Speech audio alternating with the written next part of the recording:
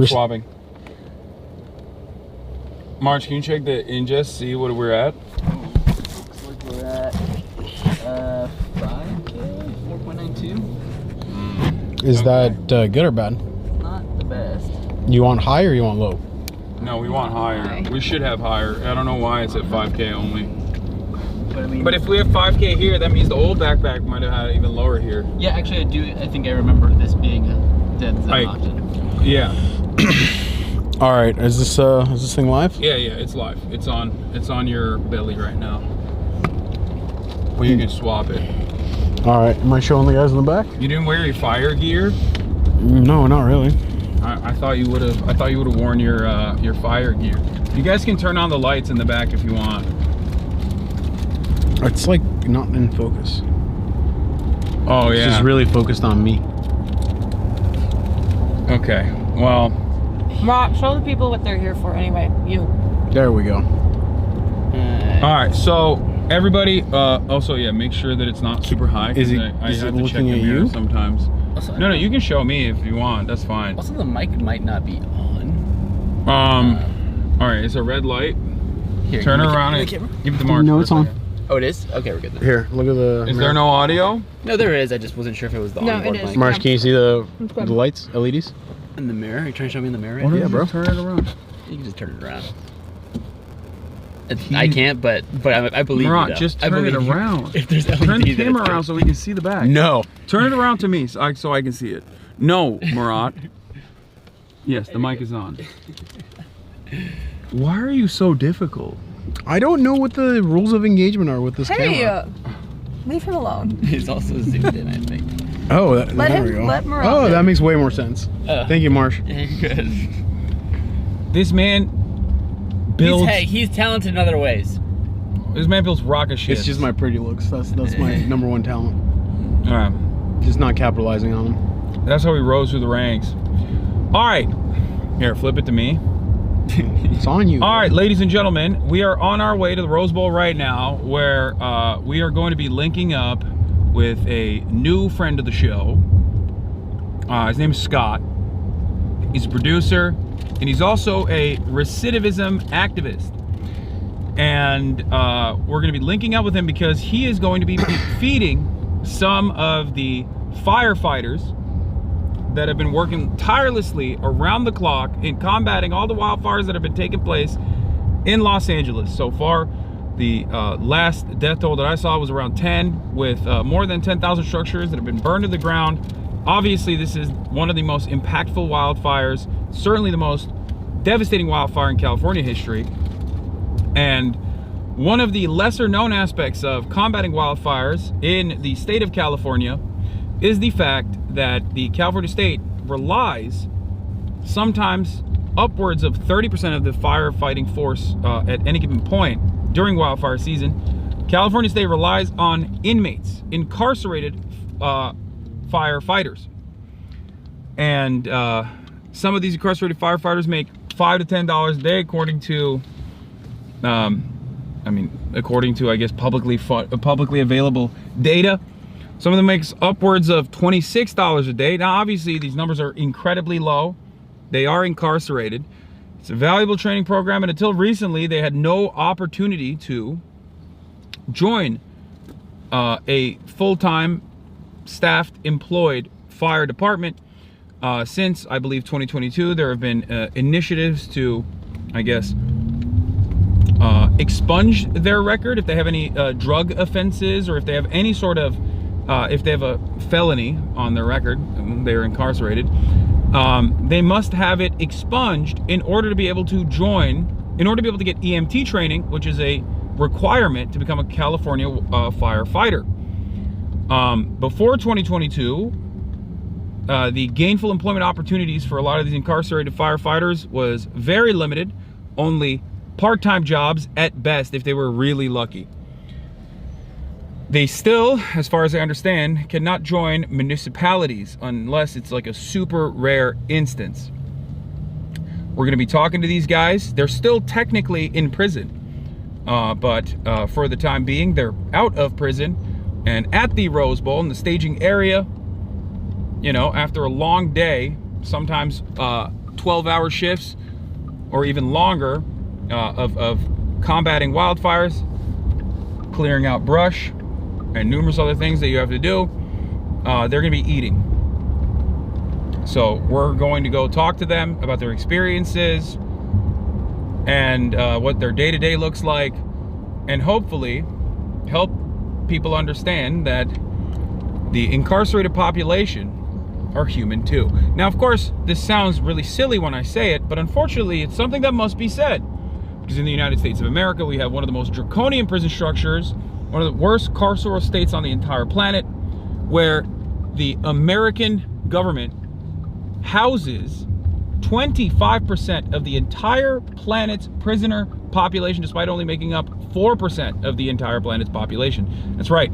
A quarter of the imprisoned people on this planet behind bars in chains are in the United States of America. This is why I always get very upset when people think that the real solution to combating crime, to ensuring that crime doesn't happen in this country, is actually more stringent and more draconian punishments, when clearly we have some of the most antiquated, dare I say, medieval, torturous carceral structures on the planet. And yet, seemingly, that has not solved the issue at all. Seemingly, this kind of deterrence mechanism is not actually successful at lowering the number of the incarcerated population in this country. What actually has worked so far, successful initiatives like training programs and reintegration programs, a focus on rehabilitation rather than incarceration, has actually been successful at combating the likelihood of reoffending. Having said that, however, even in one of the, on paper, most successful reintegration initiatives, this is a very valuable training structure, and allowing prisoners to experience dignity and actually give back to their communities in this way, in this very meaningful way, it still seemingly is used as a way to basically have a servile, indentured servant population. Slavery, as you know, is constitutionally protected under the 13th Amendment. Slavery as a mechanism of punishment is perfectly permissible, allowed, and still exists in the United States of America, in many states, including California. California, as a matter of fact, had a ballot initiative in the last election, the general election that we just had, where they overwhelmingly voted to preserve slavery as a form of punishment in the state constitution. This is one of the awful outcomes of said reality. I'm joined, of course, by Caroline Kwan, Marchie Poo, and also my very own volunteer firefighter, engineer extraordinaire, Marat Piker, on this wonderful journey. Thank you guys so much for coming. Thank you for that speech. I'm gonna cut in and just add one thing. Okay. So the Anti-Recidivism Coalition, that's a group that works with these incarcerated firefighters who we are going to go talk to. They currently have a fundraiser to raise funds for these firefighters after they are released from prison. So I think I posted the link in my Discord, but if mods, if you can find that link, if people are looking for a way to donate, but also just to follow their work and understand what it is that they're doing. That's the first thing I want to mention. The second thing I want to mention is that the way firefighting works, not even just during times of crisis like this, is that they're 24 hours on, 24 hours off. So we're going to be talking to a group of people who are on the 24 hours off, but obviously they're exhausted, and it's a lot what they're doing right now, but that's how it is. So they work for 24 hours straight, and then they have 24 hours off. God damn. Yeah, 24 hours seems like a lot. I was also talking about the truck that's behind us. Oh. Holy moly, those headlights, dude. Chat can see it. Should be illegal. I can see my future. That's how bright it is. Yeah. Yeah, 24 hours does seem like a lot. I mean, The way- you'd get tired. No, you're doing physical labor. No, I know. In like it's really it's not effective. and really warm and really hot conditions. So, which causes more dehydration than usual. But what I was gonna say is the way this is gonna work is that first we're gonna go over there. Some of you guys are gonna stay in the car while I go and talk to the people there. Scott wanted me to, you know, just like have a little bit of time off camera with them before we go in with the camera. We've gotten prior authorization, prior clearance as well. Even apparently. So are we going into like a makeshift prison? No, so No. they have like these giant trailers where I think it's like 3 levels of bunks that they sleep in, and this is where they stay in these camps. I think some of them stay in hotels too. Even like they put them in hotels or trailers. I think there's up to 1,000 incarcerated firefighters who are currently fighting the blazes. Yeah. So over the week it has tripled. Yeah, and we're going to be going to the staging area where you know, a lot of, I believe there's other EMTs there as well, like other emergency services there as well. I don't know if it's just the incarcerated firefighters, but we'll find out when we get there. Unless you know, Caroline, do you know? Sorry, what was that? Are there just incarcerated firefighters at the place we're going to? I think it's just the Or staging is it just area. like a staging area? This, from my understanding, this camp, this camp is where their base camp is. So it's a group of about 80, maybe more since yesterday when I was looking into it, but 80 incarcerated firefighters, and it's where they pretty much sleep when they're on their off shift, and then they go right back to work. But I was actually seeing Jeremy Lindfeld, who's the photographer? Jeremy Lindenfeld. I know he shot like the WGA and SAG-AFTRA protests, but I think he went and took pictures. Wait, and is talked to the guy them that today. took photos for New York Mag? Yeah. Oh, I think saw so. those photos. Those photos are bomb. Yeah, and he Caroline, he there's a went light and right talked. here. What's I that? think there's a light right here. Would you mind turning it on? Oh yeah. Did that help? Yeah, that helped. Is that better? Barely. The lights in the Porsche are. No, killing it here will make it better. Whoa, what are you doing? You're hitting the SOS. Whoops. What was that? Did you hit the OnStar SOS button? I don't know. No, you didn't. No, just close it. It's fine. They'll tell us. Don't worry. Hello, this is OnStar. Yeah, I'm gonna be like I have you in a. Denver? Wait, no, you turn your line. This is I was turning so- this off. This is classic Murat. Okay, when we were younger, he would do this all the time. He'd I mean, be like, you I'm would gonna do this all the time. I'm gonna be like, oh, I'm gonna fix the. Yeah, remote." I would take the camera and be like, hey, yo, chat. Let me No. just like. No, you know what I'm talking about. Try to get you better You know what I'm visuals. talking about. You know what I'm talking about. He would always. Oh my God. He had a Caroline, tendency. He had a tendency you don't like to the light? wanna. He had a tendency to wanna fix things. Okay. And that's why he's an engineer. Hello. yeah, but he would break it beyond repair in an effort That's to fix truly it. not. Abby, listen, like, I know you're about dramatizing the news, but, like, relax. I mean, they can see it. You can see what you're doing in Yeah. broad daylight, well, the night light. It's all on camera, bro. Yeah. Okay, honestly, as an older sibling, I am gonna support Murat here because. Wait, what? He's the younger I- sibling. I know. What the fuck? But I Thank know you. it doesn't make sense, but I am. But because it's Where you. is your goddamn Because it's you, I'm supporting Older Murat. sibling solidarity? Solidarity, dude. What the frick? I'm just wait, saying. what were we talking about? Oh, Jeremy. Yeah, we were talking about the camp. We were talking about Jeremy. So I don't know if this is the group that he went to, but. Oh my god, the governor's there right now. Oh, Let's go talk to him. That's my man. well. That'll be fun. Okay, as I was saying, Jeremy said that the incarcerated firefighters that he talked to hadn't showered in 5 days. They were not provided regular meals. They were working 24 hours in a row, and they were feeling underappreciated and underpaid. But they felt they felt like they really wanted to be there still to help their city. So I don't know if this is the group, because I know they have bases, in different areas, but I think that's why it is good to go and like bring attention to these Yeah. incarcerated firefighters and let them Yeah, Let them I tell talked their stories. I talked to Scott ahead of time, and I was very I was very demanding in that I wanted to, no matter what, I wanted to like bring something for these guys. But he was like, "No, I'm already bringing the food. What you're doing in terms of you know, sharing their stories and talking to them, and sharing what they're doing out here, and you know, showcasing their humanity is infinitely more valuable."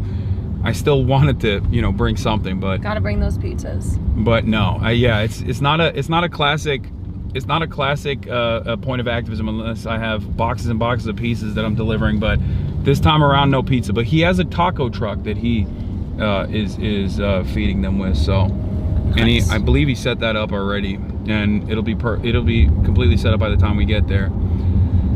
So yeah, that's the situation. That's the short and sweet of it. We're there almost in like 10 minutes. We'll get there. Hopefully there won't be any problems getting in and out. We're going to a specific lot, and I don't know what we're gonna do afterwards, but you guys might have to sit in the car for a little bit while I go. It's okay. We can be entertaining. We can van. And go talk it up a little bit. I'll hang out with Gavin. It's fine. Man, that's why I'm actually not bringing in the camera, because I want to hang out with my boy Gavin in secret. Ask him how his hair is like that. Uh-oh. Is this the... Nope, that's the wrong way. Why does this do... Oh my God, Google Maps. That's fine. I've done this. This is the third time I've been in this area in this past month. And every single time, instead of going... Oh, because I took Mom to the hospital. Every single time, instead of going on the Glendale Freeway, I end up going on, continuing on Glendale Boulevard. Every single time. It's very confusing. How long have you lived in LA? 12 years. Only 12 years. Yeah. It's a big city. Yeah. It's hard no, to... it is. It's huge. It's hard to keep track of all of the things that are going on. This is also like a different city. It's a different state. Yeah, basically, for those of you who are oblivious, Los Angeles is massive, and it's very expansive, and it over-encompasses a massive swath of land with numerous little cities inside of LA County. And, you know, depending on where you live, you might never actually encounter certain parts of Los Angeles ever.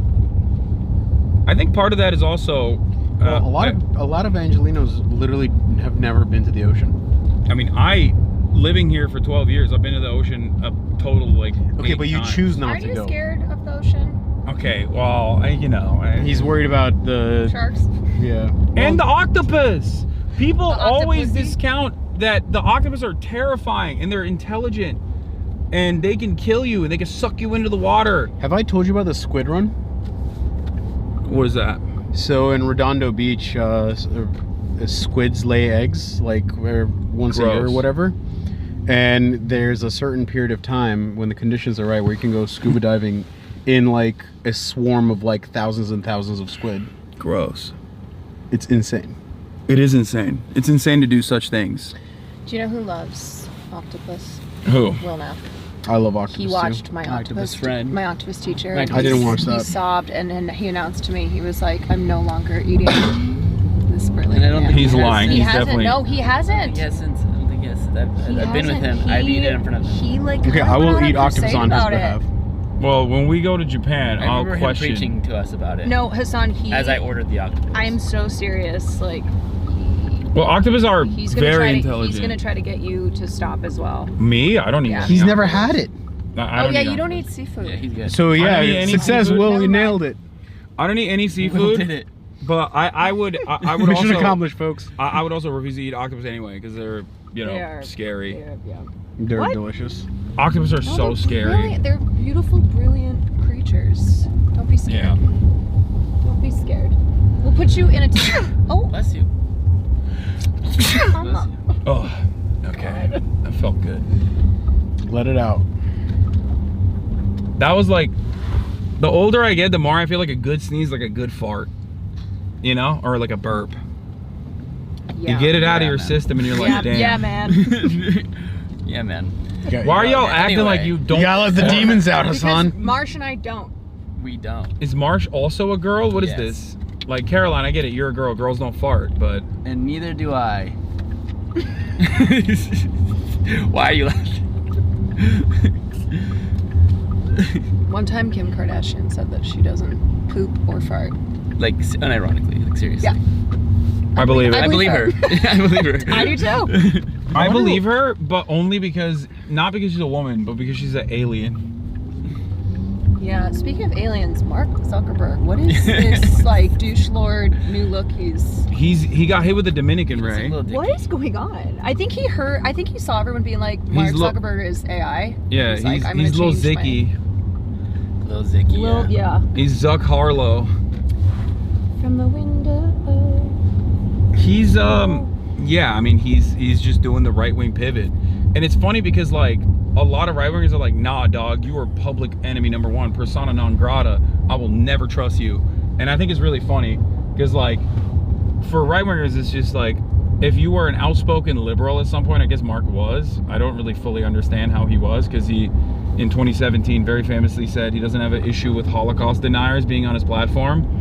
And then I think afterwards he got into like the really censorious liberal side of Facebook moderation. But even then, Facebook has never not been a QAnon, you know, stomping ground.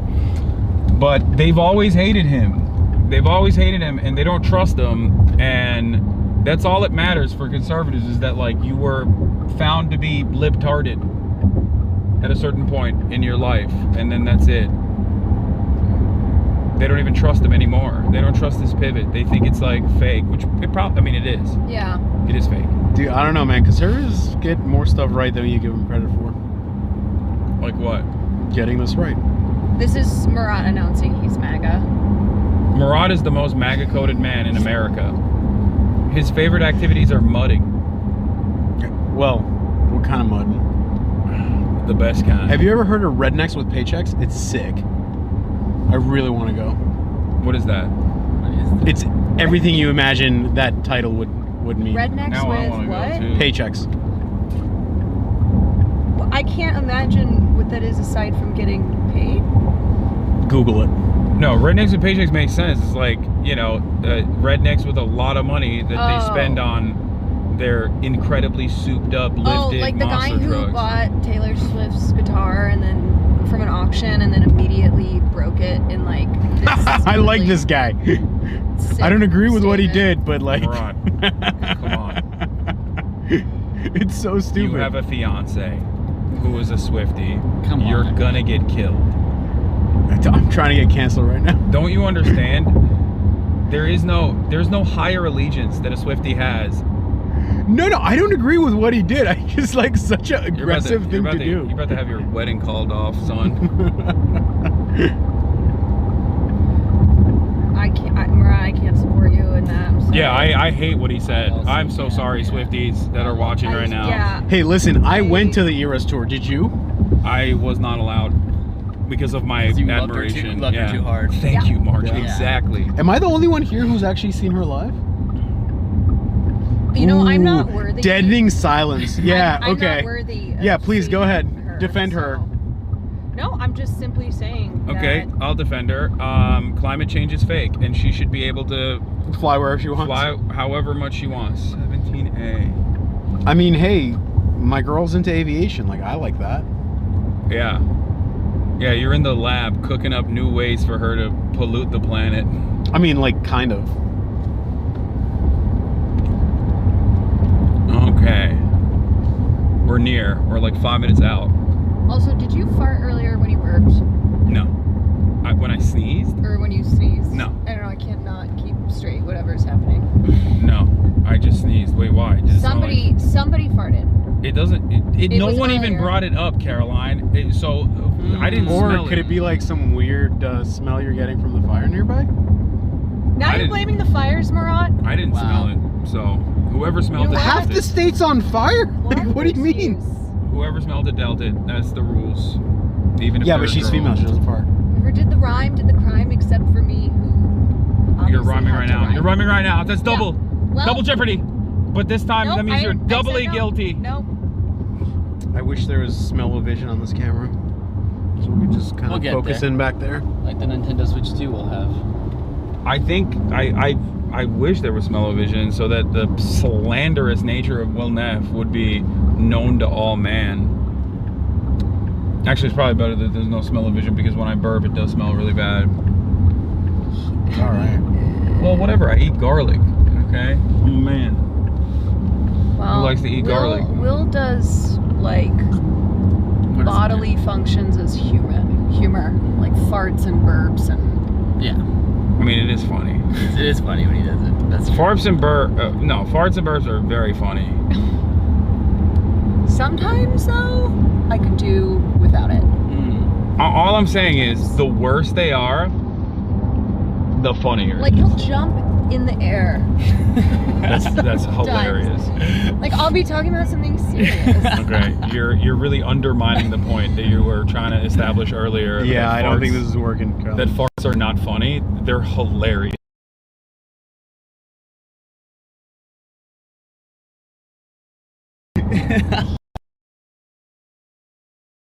He's got a routine. So much. Baby F, we're effing. We're effing. We're coming back. I think we're it's. coming back. I think We're it's back. this. We're back. We're back. This area here. That's crazy. So we do have spa reduction. We're back. That was fast F. That's crazy. Lowercase f. Yeah, we're back. The fact that this backpack this backpack also F's is crazy. Bro, you don't have like a cable connected to the mainframe. Like, That's what he needs, though. once we get that schmank. yeah, I don't know about that. Once we get that schmank, then we'll have complete unlimited bandwidth, uninterrupted. Oh my Okay, Elon's gonna Neuralink us all, and then we'll be able to Well, oh stream. my God, what? Honestly, I kind of want a chip put in my Then we'll head. be able to stream I just at love avalanches. They're 6K awesome. bit rate at all I times. feel like my memory has gotten worse. So I'm like, just put a chip in my head. Just do it. I mean, we are getting older. Elon bat chest. Just do it. Neuralink bat chest. It's like that Black Mirror episode Yeah. where they put the. I was like, you know what? I'll take that. I'll do it. Yeah. Dude, this is not a flattering angle at all. It's not a what? Flattering angle? Right, you have no unflattering angles. They're just all bad. No, they're all. Oh, he's saying you're a No, Chad. you're Saying you're a Giga Chad. Yeah, what's wrong with you? Okay. Take the compliment, bozo.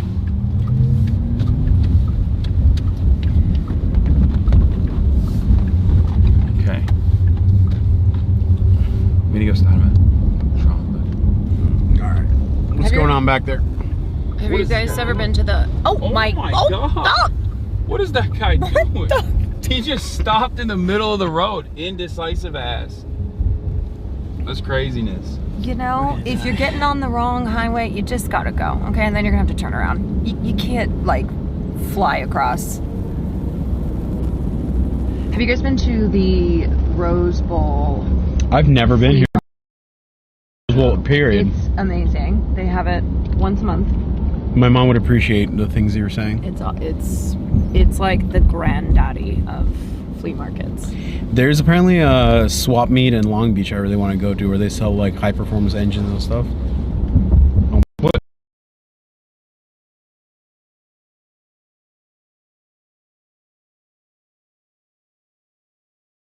The most undecisive. Show this guy.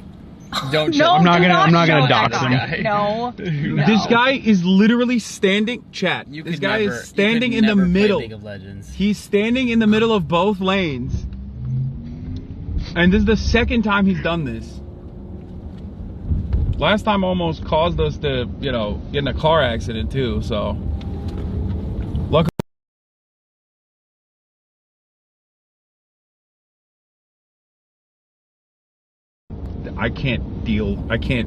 I'm not responsible for the suspension system of the car, Ron. Well, first of all, you are. There is settings. Yeah. Oh yeah, we're down. But it's coming back up. That's crazy that it's F so many times. We are up in the hills, I guess. I think it will It's be back. fine when we get to. It bounces back super Yeah, I think fast it's really just the hills. compared to the other one. There she is. Is that it?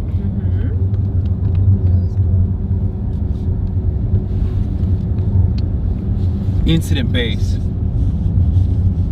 Try to say it's great, it just refreshes instantly. All right, Glaze. Ground support supply fuel.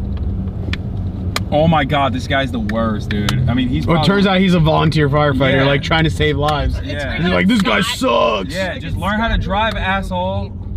How about you volunteer to learn how to drive? Okay, let's not, have road rage. You wouldn't last a day on the Rift. Wait, why are you saying that? Oh, did you see those tents? You can't control your anger. Your jungler would kill into your lane, and you would just lose it. You'd throw your keyboard through your monitor. Yeah, well, I'm never gonna. Yeah, this place is huge. This is way more than 80 people. Yeah, no, that's what I thought. It's a staging area for numerous different firefighters, numerous different brigades, probably EMTs as well. They got cranes. Gotta lift things up. This is pretty cool. I'm not gonna lie. We're very fortunate to be able to have this opportunity. Well, I mean, I wish this base camp wasn't here because we didn't have fires, but yes. Yeah, no shit. I think that's established. Bulldozer! Come and go stand, mama. She. Yeah, I got it. I got really excited about bulldozers. I got it. Merhaba. I learned Turkish. Oh, merhaba. Merhaba. And to you as well. Oh, I see. I was watching. I can't remember what I was watching. It would be like a film or a show. And they said Merhaba. And I was like, oh my god. It was probably a Turkish soap opera. I might have passed it. Try entering here. One of these places. Wait. No, that's it. I'm going. No, I don't think I can go through the gate. Okay, go that way. Yeah. Here, let me give this to you guys for a second. Sure. And please don't show the front. Yeah. Oh yeah. This camp. Yeah. That's me. This is it. Okay, keep going. No, Hi, you Cat. gotta open it. This is it. See the group of them. Oh, shit. Oh, whoa, they're staged right there. They're chilling.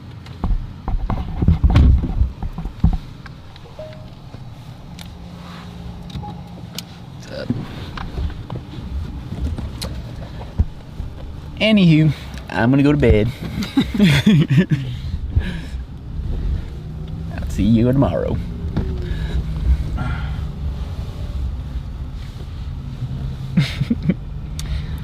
Haas, I brought you a mask. Am I even supposed to be? Oh, Oh, was that you? no. No? Am I not allowed to park here? I don't know.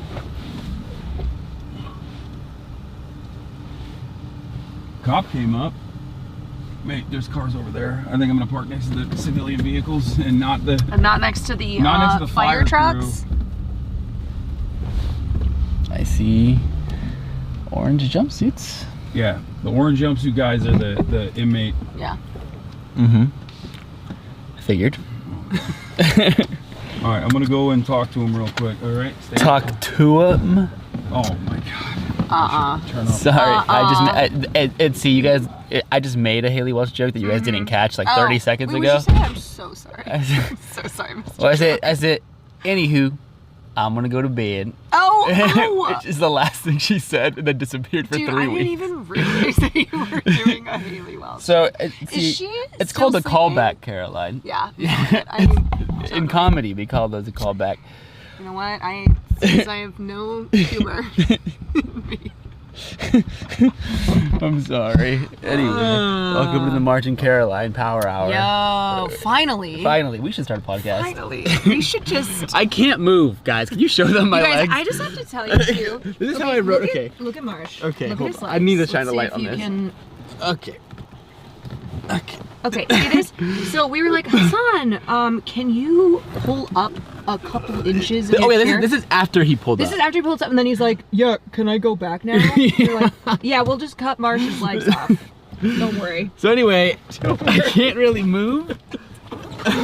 Look at your poor legs. I'm just getting my shoes all over his leather in Do the you wanna Porsche, and I just don't sit- care. Do you? Yeah, no. He can get those Fuck it replaced. up. Do you wanna sit in his? In the sit driver's there? seat. I Oh, think- that's so yeah, smart. 'cause You're I don't so know how smart. long it's gonna be. Let's move. Yeah, I'm gonna do that. Okay. All right. Okay.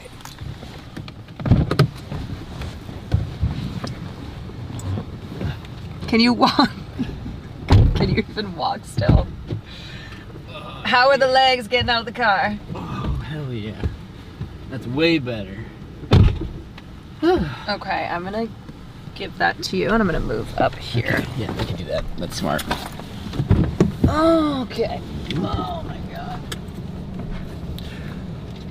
I could take his car. I won't, but I Yeah, could. you can really smell the smoke. Anyway, hi y'all. What's up? Hey, y'all. Hey y'all. I'm so sorry I missed your Haley Welch joke. It's okay. It was chat. See, it's not for you. It's for them. It's for them. And they caught it, so that's all that matters. I'm a man You know of what? the people. That People is, say, you can always count on chat to catch something. right, out of like If everyone else 20,000 misses people, it. like one will get it. Someone's got to know. And it's like if they're the one that gets it, notice it's like it feels more special. Sometimes I like if I make a film reference in a group of streamers who they do not watch movies, I'm always so grateful to the in the chat, to the one person guy in in chat chat. who's like, I got you, yeah. man. How are you feeling? In general, Yeah.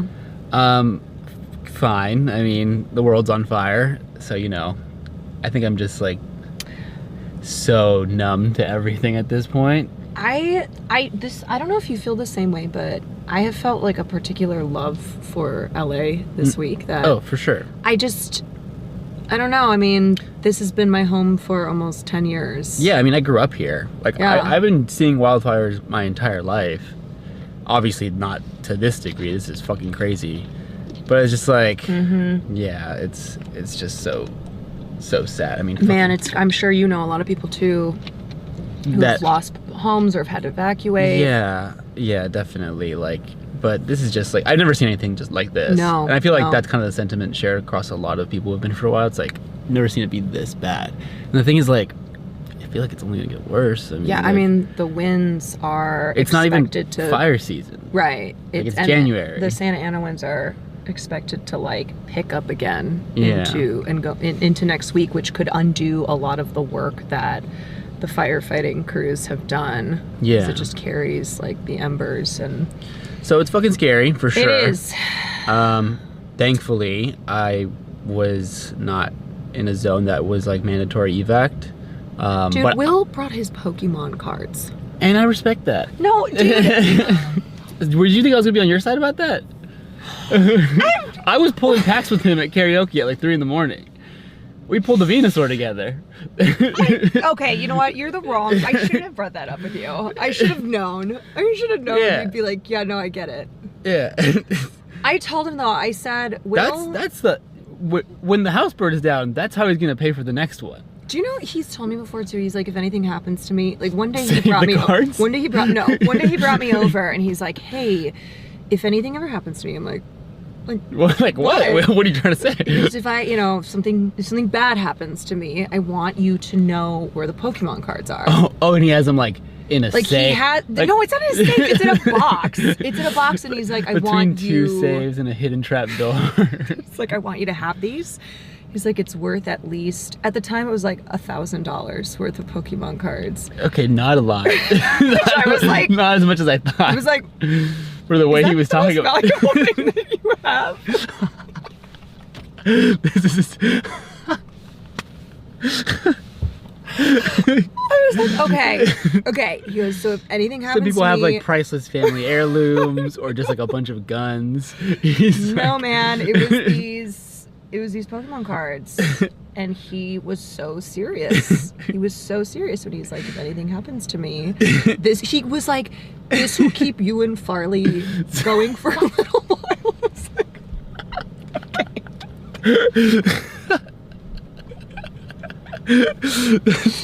That's awesome.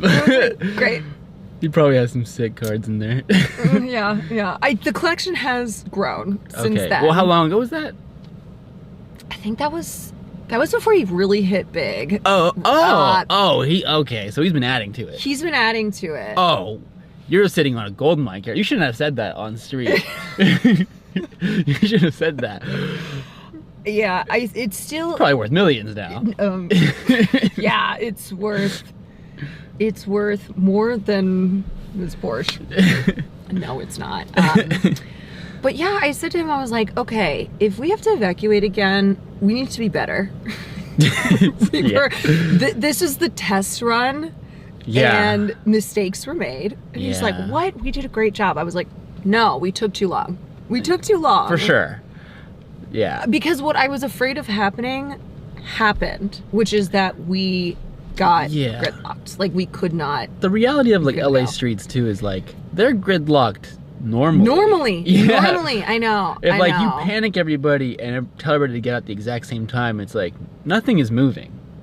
Yeah, I was telling people yesterday, I was like, you know, the warnings happen and then you might get an order within a minute. Right, you gotta, like there's hardly any time. And so if you are in the LA area, you know, it is not being overly dramatic or fear mongering to say have stuff prepared. For sure. Because it does happen really fast. But dude, we got lucky.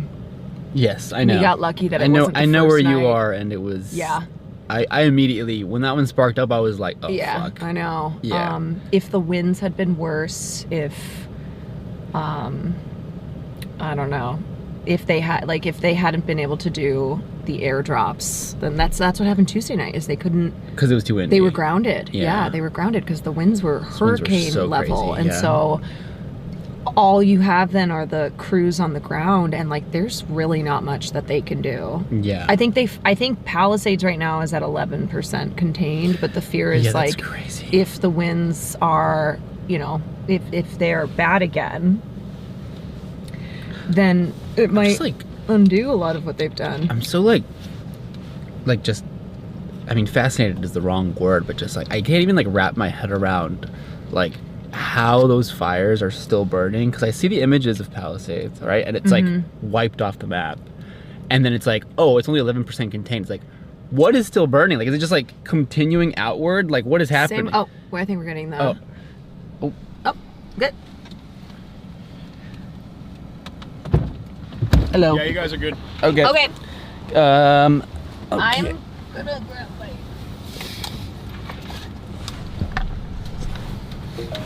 I would suggest wearing that mask. Yeah, I'm gonna. I just gotta get them out, get the kids out of the car real quick. Get them out of the high chair. It's not good out here. No. Okay. Leave that behind. You got the keys? Yeah. Please hold, chat. Bear with me as the camera is shaky as I'm putting you on my back.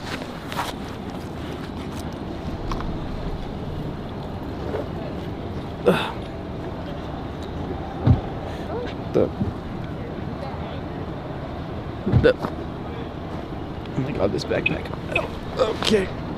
Okay. Oh, I put this backpack on wrong. Hold on.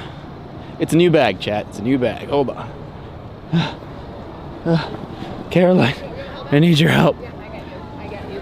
Oh, I'm good. I got it. You sure? Yeah.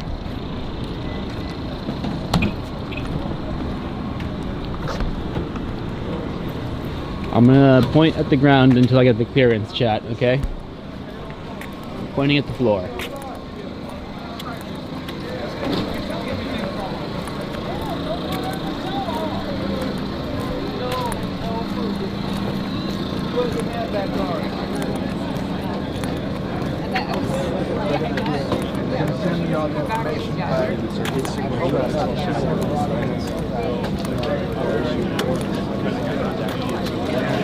Excuse me, sorry.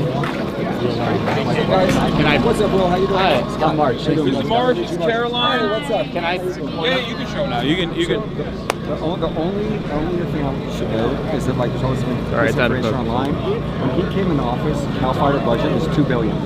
It's now $4 billion. Yeah. There were 7,000 firefighters. He's now 14,000. He's doubled everything. So Yeah. he has crushed it as a governor. In this one issue, Yeah. he has crushed it. Oh, yeah. No, I Yeah. Whatever I give- Trump has to say. no, I don't care about that. I know you don't. I'm just like. Just as long as we don't get into homelessness. Oh, yeah. It's fine. Oh, you know? his homelessness deputy is right. Where is the homelessness deputy? He's Gavin here. is right behind us right now. Big Gav, gruesome Governor Gavin Newsom, California. I've never met him. California Oblast, ruling with an iron fist. But we just talked. What do you want to tell the camera about yourself? Scott Budnick, movie producer, spent 14 years making The Hangover and Project X and a bunch of stupid shit. Went into juvenile hall, met a bunch of incarcerated kids, and started doing this. And here we are, still making movies, but doing this is what kind of feeds my soul. And what's the group that you work with predominantly? Like you have a recidivism. Yeah, ARC. coalition, right? So ARC. organization I started. So after I was making comedies, then I did that, and now I'm back in the movie business making movies, but I'm still on the board of ARC and doing this kind of work. We were supposed to have a meeting On Friday, and I got evacuated. That was like not. I didn't even realize that you were doing this thing. We were supposed to have this meeting, and I thought it was like a regular. You know, sometimes producers and stuff like that hit me up, and then Caroline was like, "Oh, I was doing some research on like incarcerated firefighters, like where to donate and whatnot, because it's something that we talk about quite a bit." Yeah. And he was like, "Oh, there's this guy, Scott Budnick." And I was like, "I know this name. Where do I know?" It's like, "Oh my God, it's Wait, the you dude." figured this out? Yeah, she's the one. Yeah. I'm like, wait a second, that's crazy Yeah. that these two things intersected. We actually have a mutual What's going on, man? Kimbo, nice to meet you. Yeah. What's Yeah, on? so Nice I to saw, meet I was like, oh, this guy. Okay, I think we gotta connect with them. That's crazy. you. You Yeah. need Big Kimbo right here? All right, yeah, let's do it. Hi. Kimbo, you're on Twitch. What's up with it? How's it going? So, from what You we guys talk. understand, Scott was telling us Scott was giving us the lay of the land here. Okay. So you're originally from Juvie, right? Or Nah, I'm a youth offender. You're a I youth caught my offender. case at 18. So yeah, all the red caps here in particular, if you can show right there, they're all from. Are you guys all from the same correctional facility? Yeah, we're all from Growlersburg Fire Camp. Okay. We're the Wild Peak Crews. Okay. The So crews here right now. these guys went in as juvenile offenders. From what I understand, there's also there's a lot of restrictions in terms of who can do this kind of firefighting as an incarcerated individual. But for you guys, there's a additional opportunity, right? Like even if you went in as a violent offender, Yes, sir. if you went into a juvenile facility, you still have the ability to come Yeah. and get training. What are the benefits of doing something like this? Okay, we got violent crimes, so we got sentenced to a longer time. Yeah. And we're supposed to go to high level security yards, real serious stuff going down, real dangerous yards. But with this opportunity with Scott Budnick, he let the guys that got caught up at 18 not have to go do time with like OG lifers and all that. So we got an opportunity to come to fire camp and we get time cuts. So time off our sentence, a bunch of time off our sentence. We're like the highest paid inmates in the whole system. What's the pay though? It's still pretty low, right? Yeah, it's still low. It's low. I think I get like $180 a month. That's crazy. They give you extra when it's during a crisis, right? I was reading that you were supposed to. Nah, we don't get no pay. extra during no crisis. No? Not for us. Maybe the free firefighters, but we don't get no extra during the crisis. But there's supposed to be a pay increase in the future. We're supposed to get $5 an hour, but that's still low for like people on the street. Yeah. But for us, we're like that make us like we'll be doing real well. Yeah, but you're doing Yeah. crazy work. You're Crazy- out here. yeah, You crazy said work. 24 Crazy hours ass in, stuff. 24 hours out, right? And then Yeah. sometimes they do 12 hours in, 12 off. But Yeah. I mean, what are some of the things that you do on a day-to-day basis out here? All right. We go into. In terms of lighting, do you want to just move this way? That way? Yeah, let's do it like Yeah, this. yeah. All right. Yeah, that's probably better. Yeah. Well, we're the hand crews, so we go in with our tools. We hike up. We hike a bunch of miles. We're on the mountain. Then we grab. We work with our hand tools. You feel me? Yeah. So it's like the hardest job in the firefighting.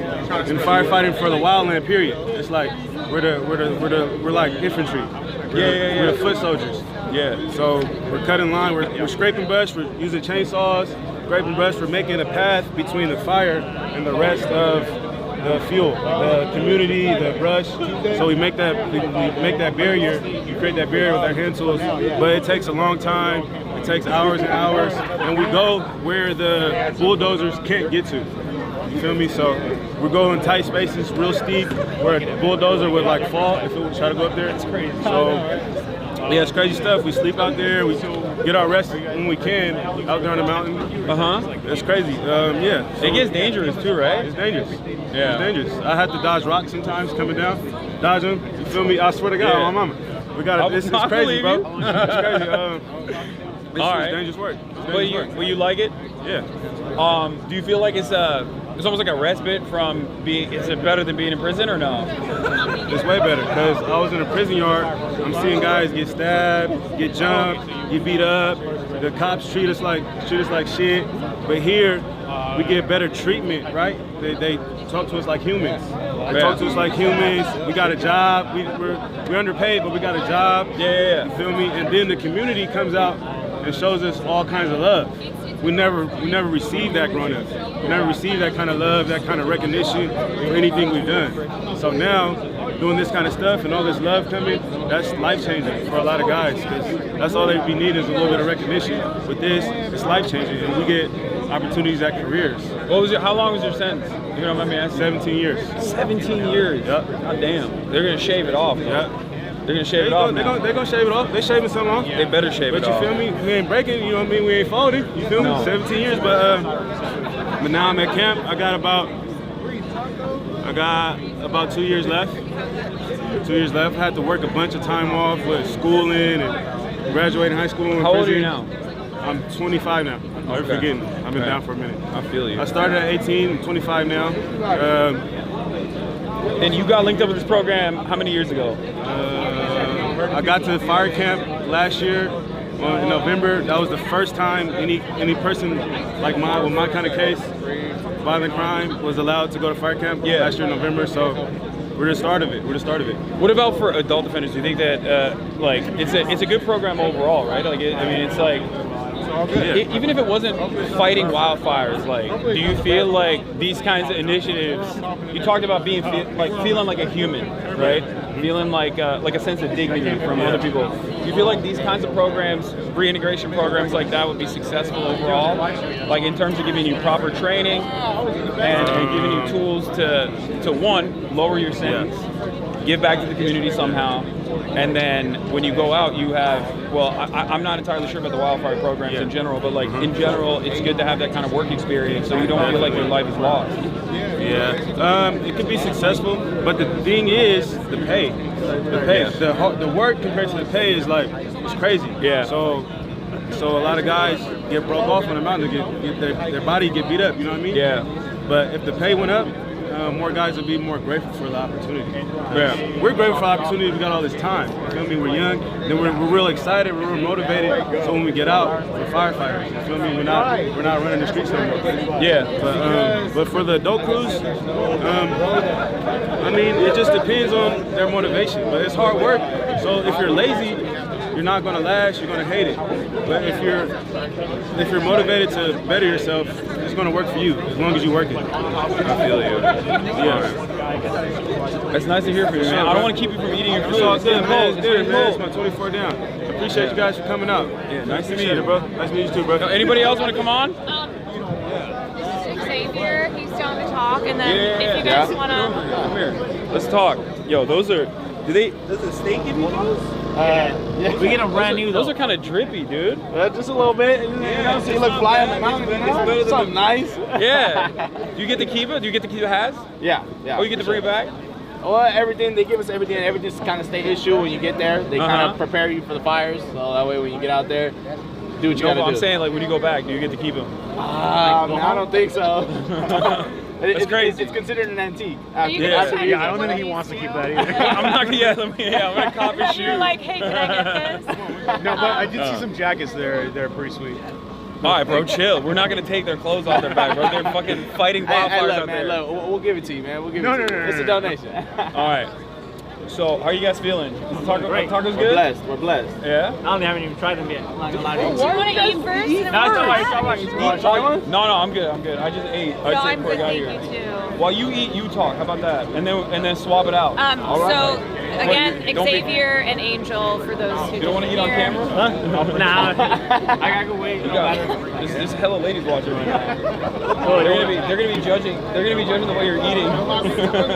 He's not shy. He's not a shy one. He's No, not a shy don't one. even worry, because he eats on stream, I and eat you on stream. cannot be I'm worse. fucking with you. You cannot be worse. Yeah. So how you guys doing? We're blessed. We're blessed. You know, we're taking it all in. We just came down from the mountain yesterday. We were assigned to the Eaton Fire.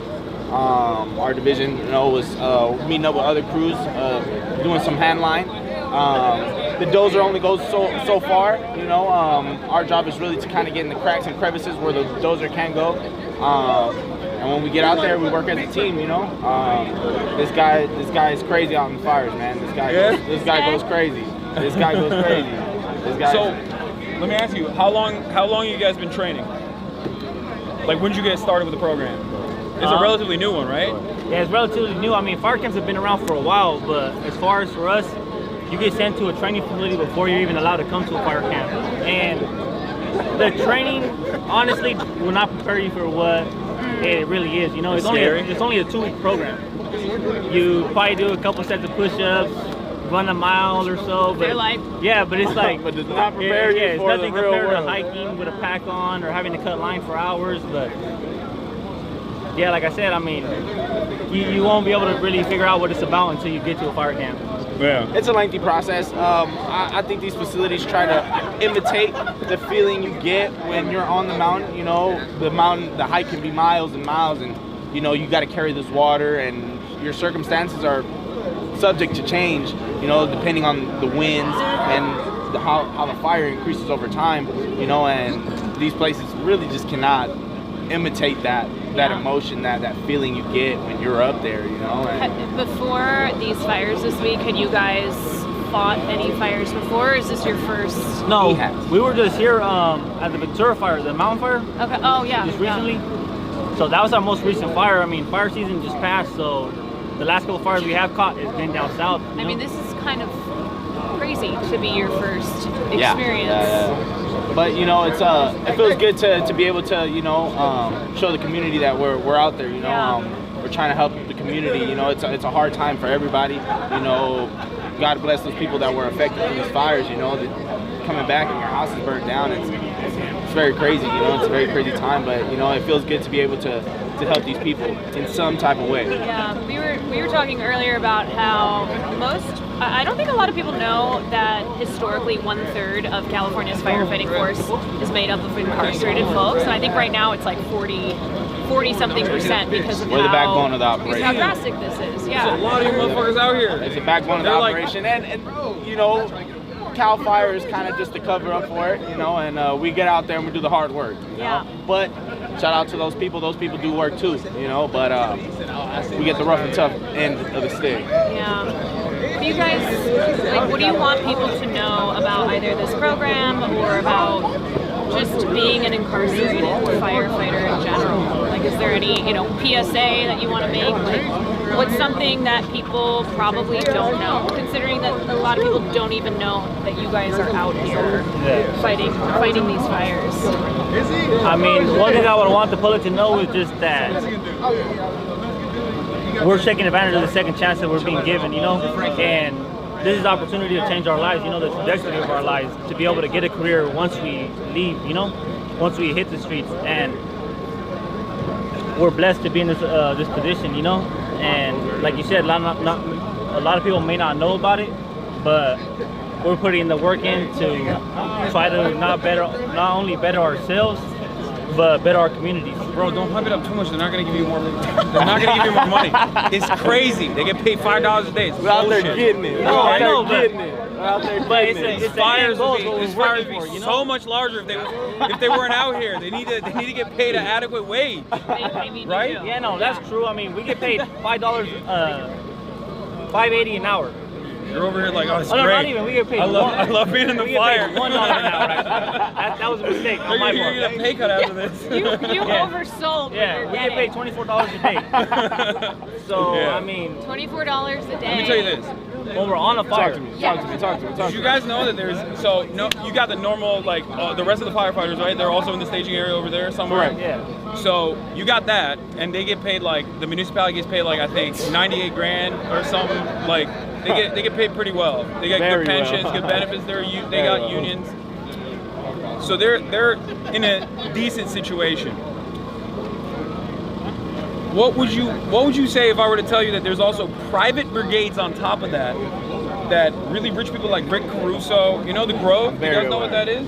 Yeah, the Grove. It's a mall.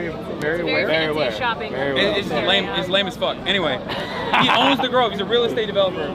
So we hired private firefighters to protect the Grove. You know how you heard about the Palisades that got burned down. 75% of it's gone, except for Rick Caruso's mall in the middle of the Palisades. Why? Because he hired a private brigade. Those dudes are making $7,000 a day to do what you guys are doing. I don't want Money is power. I don't want the fucking sheriff to hear me talking like this.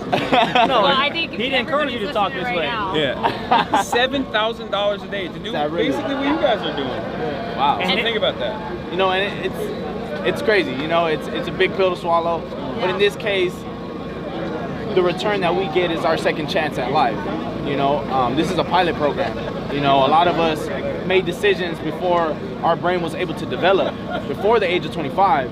You know, so I mean, this is our second chance, and this is our second chance to prove it. And you know, at this point, it's a blessing. You know, it's not more about the material, but the growth that we gain from this experience. I think it's important to talk about how there are obstacles though after you are released, where you have this training, right? You have this experience. You deserve to have this as a career, but you know, it's still really difficult even with legislation that's been passed to work at expunging records and make it easier to get hired in this career. Like, it is still The it's reintegration difficult. process is a little tricky, you know, and I believe it depends and it varies on the individual, you know, because circumstances are subject to change. But at the end of the day, I believe if you want to change and you want to get out there, it's How long you guys got? If you don't mind me asking. 4 months I'm out. You got a year and a half left? 4 months I'm out. 4 months I'm out. Okay. I reside in the San Fernando Valley. December? Okay. How All much right. time you have left? 2028. Damn, it's What gonna be a about you whole guys? new president by then. Don't worry, none of us are making it out. None of us are making it out by 2028. I taught him what Twitch was. Oh yeah. I've been in long enough, I didn't know what it was. Who here watches Twitch? Anybody? Is it the gaming one though? Yeah, the Like gaming one. Xbox and stuff? Yeah, I Yeah. watched it a few times. Yeah, you guys I've been got any favorite content creators like YouTube, Twitch? Kai Cenat? Yeah, Kai Yeah, I know Kai Cenat. Damn. Look at that, Kai. Pretty boy Fredo. Guy is that boy, huh? Guy is the boy, huh? 2K basketball. Oh no, I don't really play any team. Oh, they're You asking guys me to watch feed basketball games. content creators though? Oh, who do you like in basketball? They're talking about, well, we're talking about Twitch. Some of these guys are familiar. Some of them have been locked up too long, but they know, one of them asked about Kai Cenat. Like basketball YouTubers? No, it's They like, do basketball Kai? content. Then they're talking about One I basketball. can think of Gaming. Pretty Boy Fredo. And So Illuminati. Oh, Soul Illuminati. Yeah, I know Soul. When did Twitch come out? Yeah, I mean, I don't know him personally. I've seen his Twitch videos. come out? Yeah. 2000. When That's was Twitch cool. first? Yeah. 2010. I mean, It was called Justin I'm not TV. homies, like. So it used to be called Justin TV, and then it became Twitch. But it was really I don't think COVID where it became popular. It because started everybody was popping in home. 2020 during COVID. Yeah. Yeah. But I don't know. Everybody was at home, man. Everyone was at home. The entertainment industry Gotta do is shut something. down. Gotta do like, something. looking for. So you guys get. How long have you been doing Twitch? I've been doing Twitch since 2018. Before that, I was at a company called the Young Turks, doing political commentary there. and then I switched over to Twitch, and I went full time in 2020, and I've been doing it. I mean, I love it. It's a blessing. It's given me fantastic opportunities. I get to do insane, cool shit like this. You know what I mean? And I have. I'm a political commentator. Like I talk about the news in general, and you know, I predominantly focus on like labor rights, things like that. Wow. So, you know, and also rehabilitation over incarceration, things like that, prisoners' rights, concepts that are unfortunately very foreign for Americans in general. Sadly. Like, have y'all ever seen like YouTube videos of like a prison in Norway? Look it up. There's a whole show called "The Worst Prisons in the World," right? Yeah, America has the worst prisons in the world, bar none. Straight up. They say like, oh, Russian prisons are bad, Turkish prisons are bad, or whatever, but American prisons are obviously the fucking worst. Terrible. They're trying to implement that in California. Definitely. Yeah. They're privately owned industries. Yeah, I mean, it's, you know, one problem is that, I mean, it's good that incarceration rates have gone down, but now they're like, oh shit, we have less people to use as firefighters. So it's now They dip into the inmate. Right, because they do rely on you guys so much. And do you guys think that they know like the labor. trauma that it causes? What's that? Like, do you guys think that they know the trauma that causes like? Well, I'm not gonna lie, they don't give a shit. It's like He's not lying. they don't give a shit. They don't give a shit when you're Where's the out money? and Where's the money? doing stuff. You The know what I reason mean? why I ask is because I mean you heard of the word institutionalized, right? what? Institutionalized. Have you heard that word before? Institutionalized, like Oh, institutionalized. Yeah. So now I've only did it for like 12 years, 13 years, but the point is I'm about to go home next month. So you go from the cell to this right here. It's like it's culture shocking. So now I guess like the fire camp, bringing back light to the fire camp, right? It does help you because now you start mingling with the public, with you guys, the civilians, right? Which is I feel foreign with you guys because I feel like I'm part of the prison. That's who I was. That's what they indoctrinated me to be. Yeah. That's what they wanted me to be. So like now they want you to get out here and then go to a fire camp and then act like if you're a firefighter. And we do get like minimum training, right? So how is it that you do that? How can I become a better civilian, a citizen, coming from prison to this? Like maybe you guys know something about that. Like, that's my biggest question. How do I've only been in jail. You know what I once. mean? Like It was not. okay, what's It was normal to you overnight. guys? What's normal to you guys? Are you asking like personally how Right, you right. make that transition? Right. I mean, He asked a serious question and I made jokes. I'm sorry. No, it's fine. No, It's no, a no. job. It's a job. It's I my job. think It's my what's job. key is having support, right? Right. So that that transition is easier. I mean, Right. you're right. When you spend so long Right. in prison, then you either are on the path to being institutionalized or you're Right, there. right. It is hard to transition out, and there is such a lack of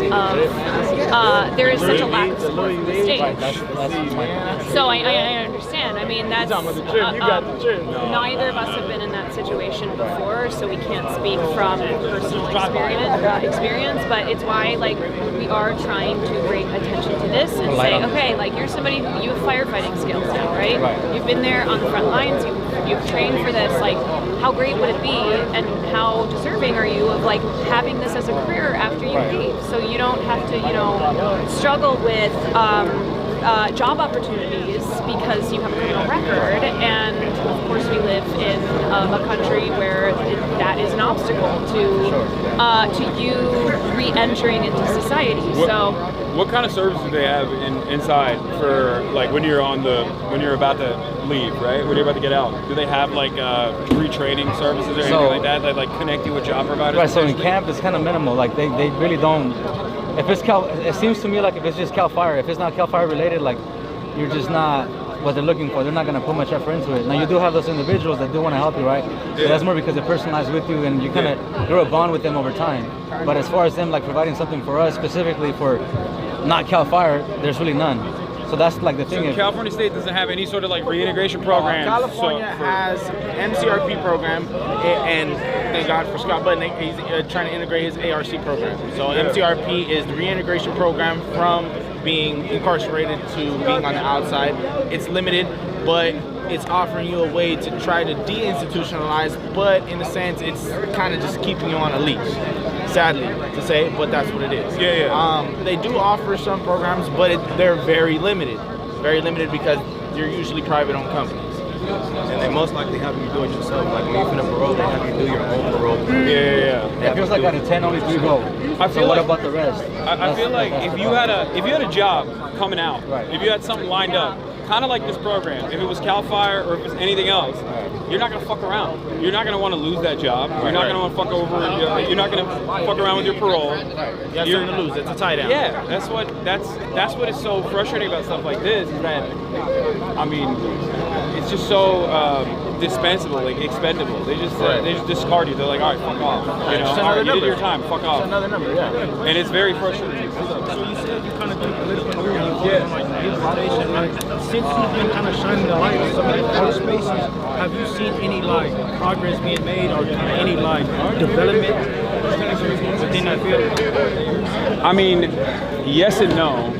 I feel like people are very resistant. They're very resilient. They don't want to see the humanity of other people, and it's pretty dog eat dog out there. I mean, you know this, right? Like, obviously, everyone has like a fuck you, I want to get mine mentality. So they don't have any time for anybody else. But overall, there are communities out there that obviously guys like Scott have the kindness of their heart. You know, people that try to extend a helping hand to those who you know, just need just a little bit of a leg up to be able to reintegrate, to be able to become valuable members of society. There's great examples of that too. There's plenty of convicts that, like, you know, ex-cons that you know, made some of themselves after Big places. Yeah, big blazes. Made it big places. Oh, made it big blazes. Yeah. It's like I have seen so much news coverage speaking about incarcerated firefighters, and I've seen people sharing stuff. I know it's the first time that they've heard about that, so I think it's even just that first step of like. Yeah, of course. Come over. A lot of the guys out here who are fighting this. Watch out. Get in here. Stand right here. Talk to him. I just want to say hello to my daughter out there. I haven't seen her about 11 years. And yeah, I love you, baby. And hopefully I'll be out soon. And yeah, I miss you a lot. And hey, be good out there and get your mom right, okay? Love you. He's doing the Lord's work. He's protecting people in California right now, every day. Doing my best. What's your name? My name is Salvador Serna. I'm out of Tulare County, and I miss everybody. Nice to meet you. What? How much time you got? I got about 6 months left. Oh, hell yeah. About Okay. 6 months. Unfortunately, I came back on another term, but you know, this has helped me to grow a little bit more. You know, expand my horizons a little bit more, and build a little bit more, and well, just focus on myself more. Okay. And I'm very appreciative. You didn't do this beforehand. You didn't do the CAL FIRE program beforehand. I've never done it before, but I'm hanging with a crew that's way younger than me, and man, they're all on fire, man, and I'm just running with the crowd. How many miles you are, OG? How many push-ups is OG doing? I'm 53 years old, and I'm running with all these 20 and 30-years-olds. So He's out there, man. if I could do it, anybody could do it. He's in the Wild Peak crew, so everybody in this crew is under 25. Yeah. Tell him, OG.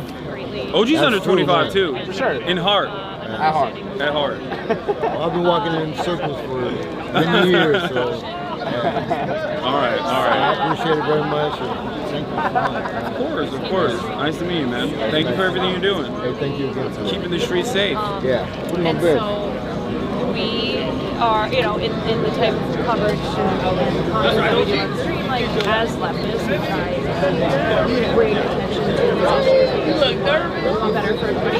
So he was asking like, why do we care? Like how we got involved, and like that's a long story, but I try to explain to people all the time that are listening that they are closer to where you are, and I am closer to where you are than we are to a guy like Elon Musk or a billionaire or a multi-millionaire, you know, owns multiple condos, properties.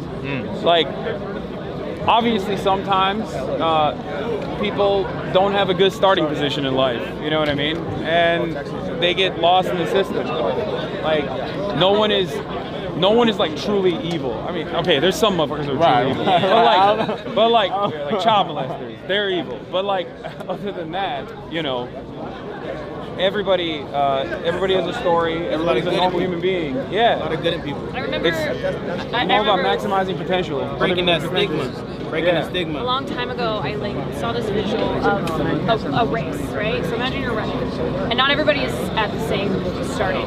Some people are ahead, and some people are behind, but you're all running that same race, and that's the reality. Is that depending on your circumstances in life, you might be ahead or you might be behind when you start out that race. And so, you know, a lot of people, they have no control over the circumstances in life that they're born into, and they shouldn't be demonized for, you know, for something like having been in prison in a country that makes a lot of money off of imprisoning people for, frankly, things they shouldn't even, you know, they shouldn't be in jail for the first place. And or at least be in for a much shorter period of time and a focus on rehabilitation. These sorts of programs are good for that, especially. Very important for that. Because everybody needs to be busy, bro. That's what it is. You know what I mean? If you're not busy, you're gonna go fucking crazy. Yeah. Sitting around, looking at the same gray bars all fucking day. So obviously, I think breaking that pattern a little bit for you guys is, I assume, very helpful. For sure. Yeah, bro, you have the Luffy scar. You know what that is? One Piece. It's an anime. Yeah. Always bring. It's a very famous anime, and the main character has the exact same scar that you have. Yeah, probably. You bring up that anime at any. I mean, yeah. So you spoke about like the rogue, like individualism, right? And I think we got to get kind of to like the collective identity or the collective mindset. And you spoke of like the race. And so my question is, how do we like bridge that gap to where we kind of like bring the people more together for that collective identity? I think it's a matter of recognizing. I think it's a matter of recognizing. For you guys, it's a little bit different, obviously, because you're in prison. So obviously, there's like there's a very rigid structure to your life, and I think a lot of that is like you see collectivization in like the worst aspects of it, maybe like in the same way that the military does it, where they break you down and reduce you to a number. But I think overall, people should recognize that they have the exact same interests in life. Like that's my principle, at least. I believe that everybody wants a hot meal, a roof over their head, you know what I mean, and a decent job, and maybe to get pussy on the weekends and watch some fucking anime, play some video games. Yeah. So shit you can say on Twitch, huh? Yeah, I can say that. Yeah, you can say whatever you want. Now you know what Twitch is like. Okay? Like serious topics, and then also. But that's what everybody wants. Yeah, realism. And I think it's always the limitations of the system that cause people to not be able to achieve that in the most successful way. There is virtually nothing different between any of you guys and someone like myself, except for like I'm willing to bet that my beginning point is more affluent, more privileged. You know what I mean? That's it. Definitely. Like I fucked up. I fucked up when I was a kid. I fucked up when I was a young adult. I mean, I got arrested. You know what I mean? Like, but the difference is. Well, I mean, I was broke when I got arrested, so that's not the best example. But but still, like, I had a network to be able to rely on, to fall back to, and if that's taken from underneath you, if you don't have that support system, then some people end up falling through the cracks, you know. Also, that's Nick Cannon. That's why. Oh, nice. Yeah. But as far as bridging the gap, it's. I think in times like this, I always say let this radicalize you, right? Let this radicalize you in the direction of progress, right? Some people will go the other way. Some people will be like radicalized towards being more peaceful and like individualistic. But I'm like, let this radicalize you towards fixing our world, our climate. You know, we live in a state that it's getting drier and drier every year. These fires are getting worse, right? Let this radicalize you towards believing that people like you guys, deserve equal pay when you're here doing this, right? Like you shouldn't be making only $5 a day, and you should also have the opportunity to have this as a career after you leave. So like all of this begins with education and awareness, and then putting that to action. So if you guys want to go, yeah, go hang out with Nick Cannon. Don't worry about it. No. Don't worry about it. Don't worry about it, bro. Come on, it's Nick Cannon. Who's the most famous? Nick Cage, or did I say? I thought you said Nick Cage. She was thinking about Nicolas Cage. I swear. Nicolas Cage? I didn't say. You thought everybody was going crazy for Nicolas Cage? No, I'm like. National treasure. Just trying to take it out. Another national treasure. Ghost Rider. Ghost Rider. Ghost Rider's ass. What kind of The first shit? one, man. What The kind of first one shit was are you guys alright. watching? Don't listen to him because he Hey, it's doesn't limited, watch, man. He doesn't This watch shit gotta be anything, under okay? PG-13. They're not showing that Hassan, shit. They've probably seen more than you. It's probably true. I don't know. I watch more anime, but I feel like I watch nobody. Naruto. You watch Naruto? Okay, that's watch a good. lot of And you watch it? What? And you watch it? You watch it? I wasn't really. Also, just an air quality update because I've been checking the air and I was talking to one of the fire chiefs because the winds are blowing that away. This area is like fine. So Doesn't seem too bad right now. I always say that you can't go off a smell test. You can't go. You got to be like checking the quality, but. Nick Cannon is getting so much play out here, dude. This is crazy. This is not the place you want to get play at, though, man. What do you mean? Who gives a shit? Fuck, what's up, man? What camp are you from? Washington Ridge? Hell yeah. So you guys are from different facilities? Definitely. Definitely. There's multiple caps around California. What part are you fighting at right now? You're on Twitch, by the way. Do you know what that is? No? It's an online streaming service. It's live. But, so you're, where are you fighting at right now? We were at, our first day we were at the Palisades. And, Oh yeah, let's get another angle, bro. Let's get another angle, bro. Eating? Okay. All right. How you liking it out here? Have you been done? Have you toured before? Like, have you done this before? How many times? This is your fourth season. Okay. That's cool. You're so you guys are originally juvie offenders, right? Like you came in from. I got prison, but we're considered youth. Yeah, youth offenders initially, but you're adult. Prison. Yeah, you're in prison. I mean, I guess you're in prison now.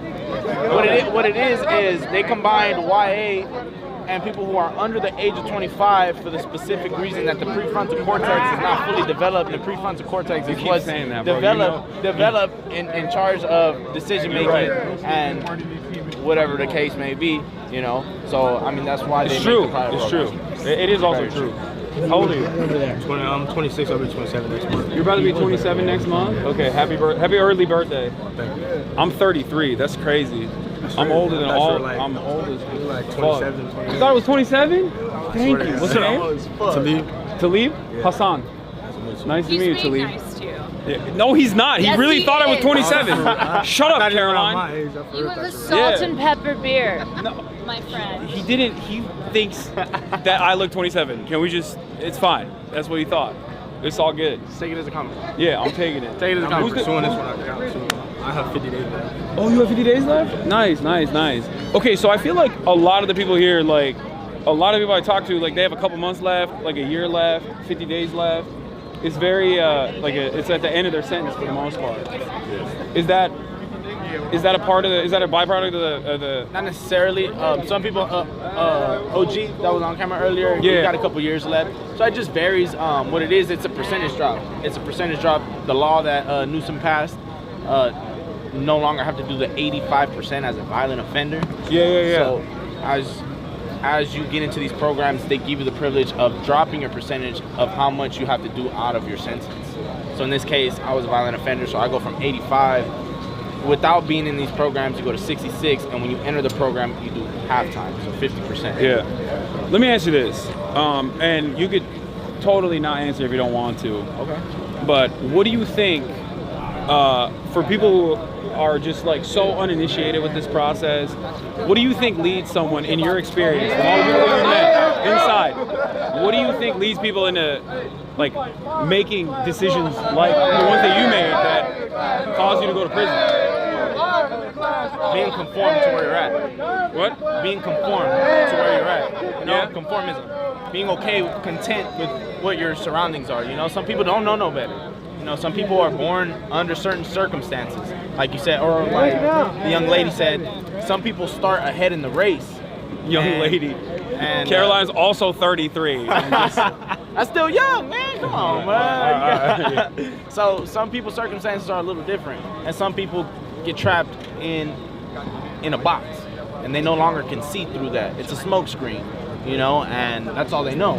Sometimes that's all they know, and you can't blame them for it because, like you said, they get lost in the system. So, I mean, it becomes habitual when they get out and they come back because there's no backing to whatever it is that they want to pursue. You know, some people are confused. Some people don't know the terms and the knowledge that they need to progress. So, are there educational opportunities in there or no? Like, do they? Yeah, I believe the college that I'm taking right now is called Rising Scholars through Lake Tahoe Community College. Yeah. And they provide the opportunity for inmates to gain their, I believe their AA, and I believe their bachelor's in some subjects, not all subjects. What are the subjects you can get it in? I'm barely doing college, so I'm in English 101 and counseling, but I believe you can get it in arts and sociology. Do you like it, or is it? I'm not that far yet. Okay. But I read a lot more books. Go through coastlines. As long as you do the work, you can get it in business, sociology. We can get it in basically. Have you done it or no? My last term I was taking classes to get my degree in sociology. Okay. You got 50 days. What are you gonna do when you get out? I'm gonna hit up Scott and see what he has to offer me to help me. Okay. Either Ventura or working at Hollywood CPR. Okay. So, from what I understand, you can get your record expunged to get an EMT certification. Because otherwise, like in California, you can't be a firefighter.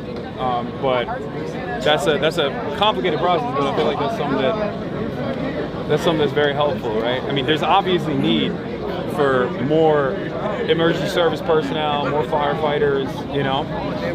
So, good luck. Yeah. Why are you laughing? Why are you laughing? That was very stale, man. I mean, I'm a little autistic. Okay, give me a break. I'm Slightly. I'm a little bit. Give me a break. Oh, goddamn. What's up? Who are you with? I'm just a Twitch streamer. I'm just a Twitch streamer. Okay. So I'm just streaming on Twitch. You want to say hi? Oh, hell yeah, let's do it. Baker and Williams. What's going on, Baker? Williams, Hassan. Nice to meet you. Hassan, nice to meet you Just guys. asking like what we're doing, So why we're at here. Fender Canyon? All right, where are you guys fighting right now? I'm at the Eastern Fire right here past there. Right here. Oh yeah. How many tours have you done so far? How many seasons? This is my third season. Third season. Fourth season. Okay. God damn. Is this the worst that you've ever seen? I was on American Fire years ago, but yeah, down south, yes. You like the program? Program's good. Not enough pay, but the program's good. Not That's enough right. pay. Yeah, that's That's why right. we're here to talk about stuff like that. Yeah. What do you guys get right now? Like $24 a day or something? $24 That's crazy. a day. It's crazy. Same for everybody? I mean, it's the same for everybody, and then you get regular pay Monday through Friday. As far as like a swamper, you get $10.80. As far as like regular tours, like a Pulaski or McLeod, you're gonna get $5.80. So what are the things that you guys are tasked with right now? You're just clearing out?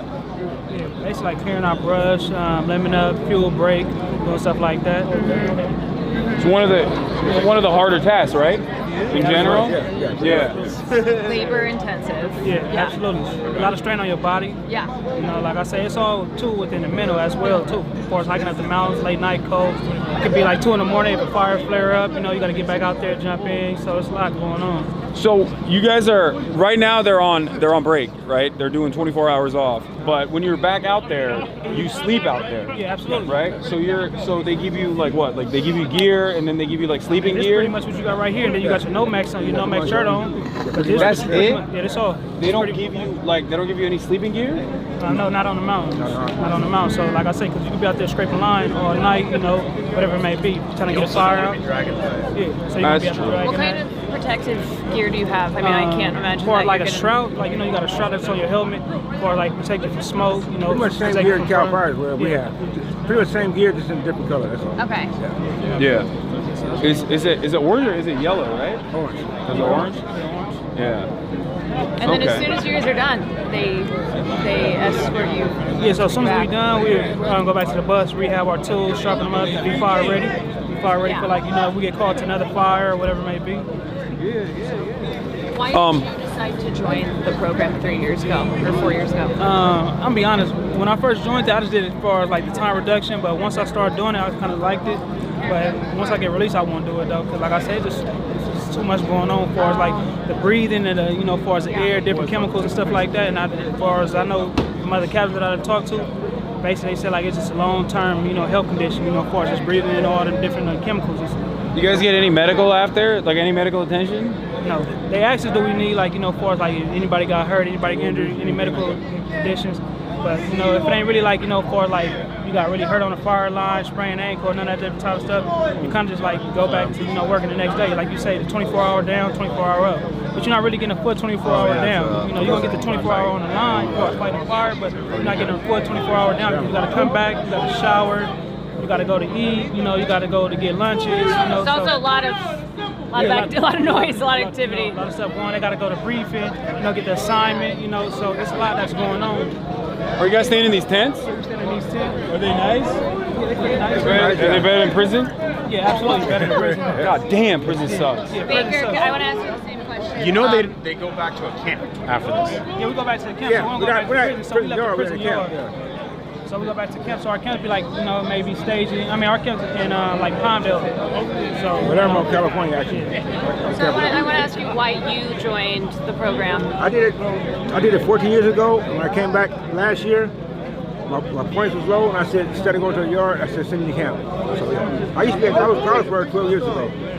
I was at Carlsberg fire camp 12 years ago. Okay. So, I came back to Persis last year. Unfortunately, I came back to jail. Instead of going to a regular prison yard, I said, send me to camp. Have you? So you got out of jail before, and then are you wanting to pursue firefighting like when you're released again? I'm 56 years old. I'm 56.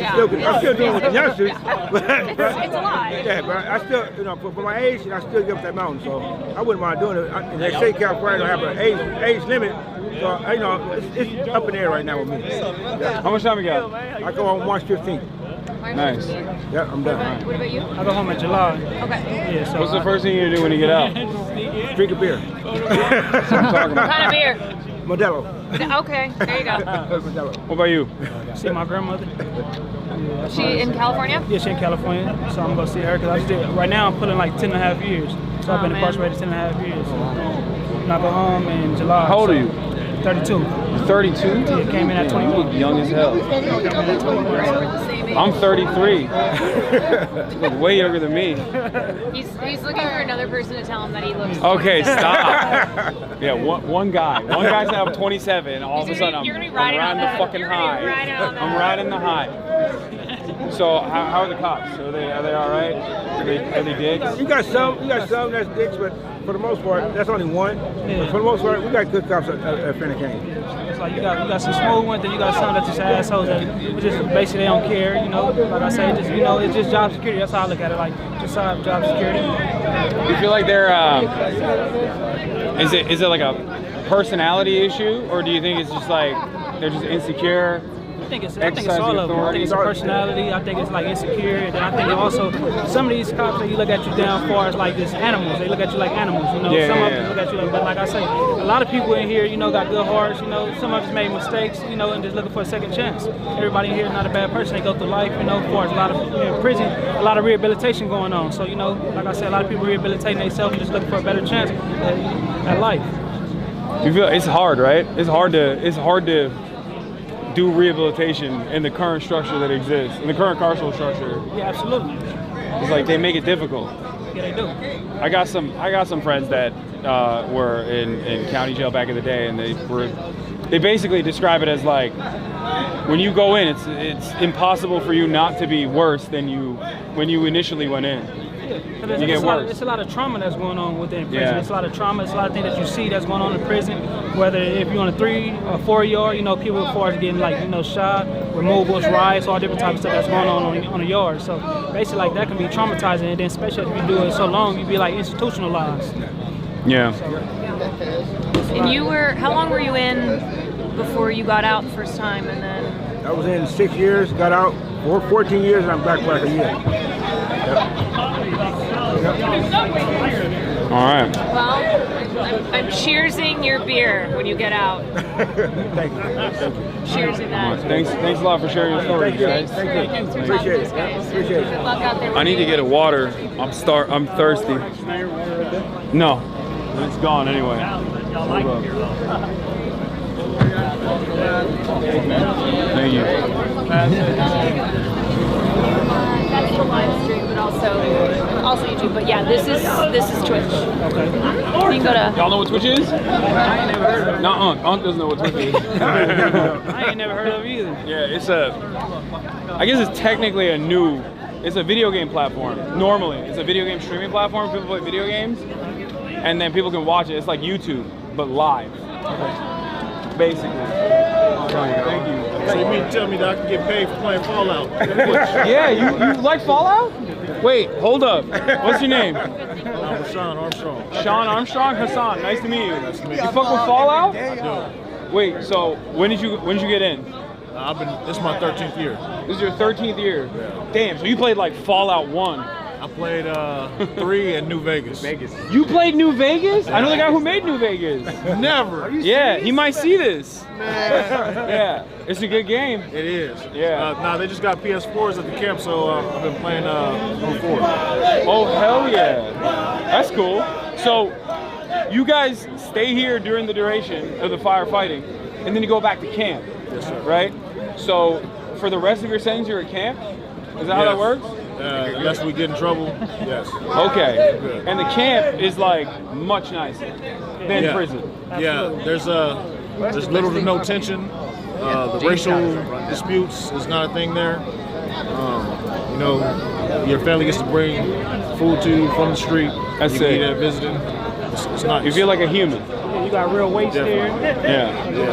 Definitely. Oh, they got fake weights in prison? No weights. They don't have weights in prison? No, Arnold Schwarzenegger took him out. He took him out? Yeah. Why did he do that?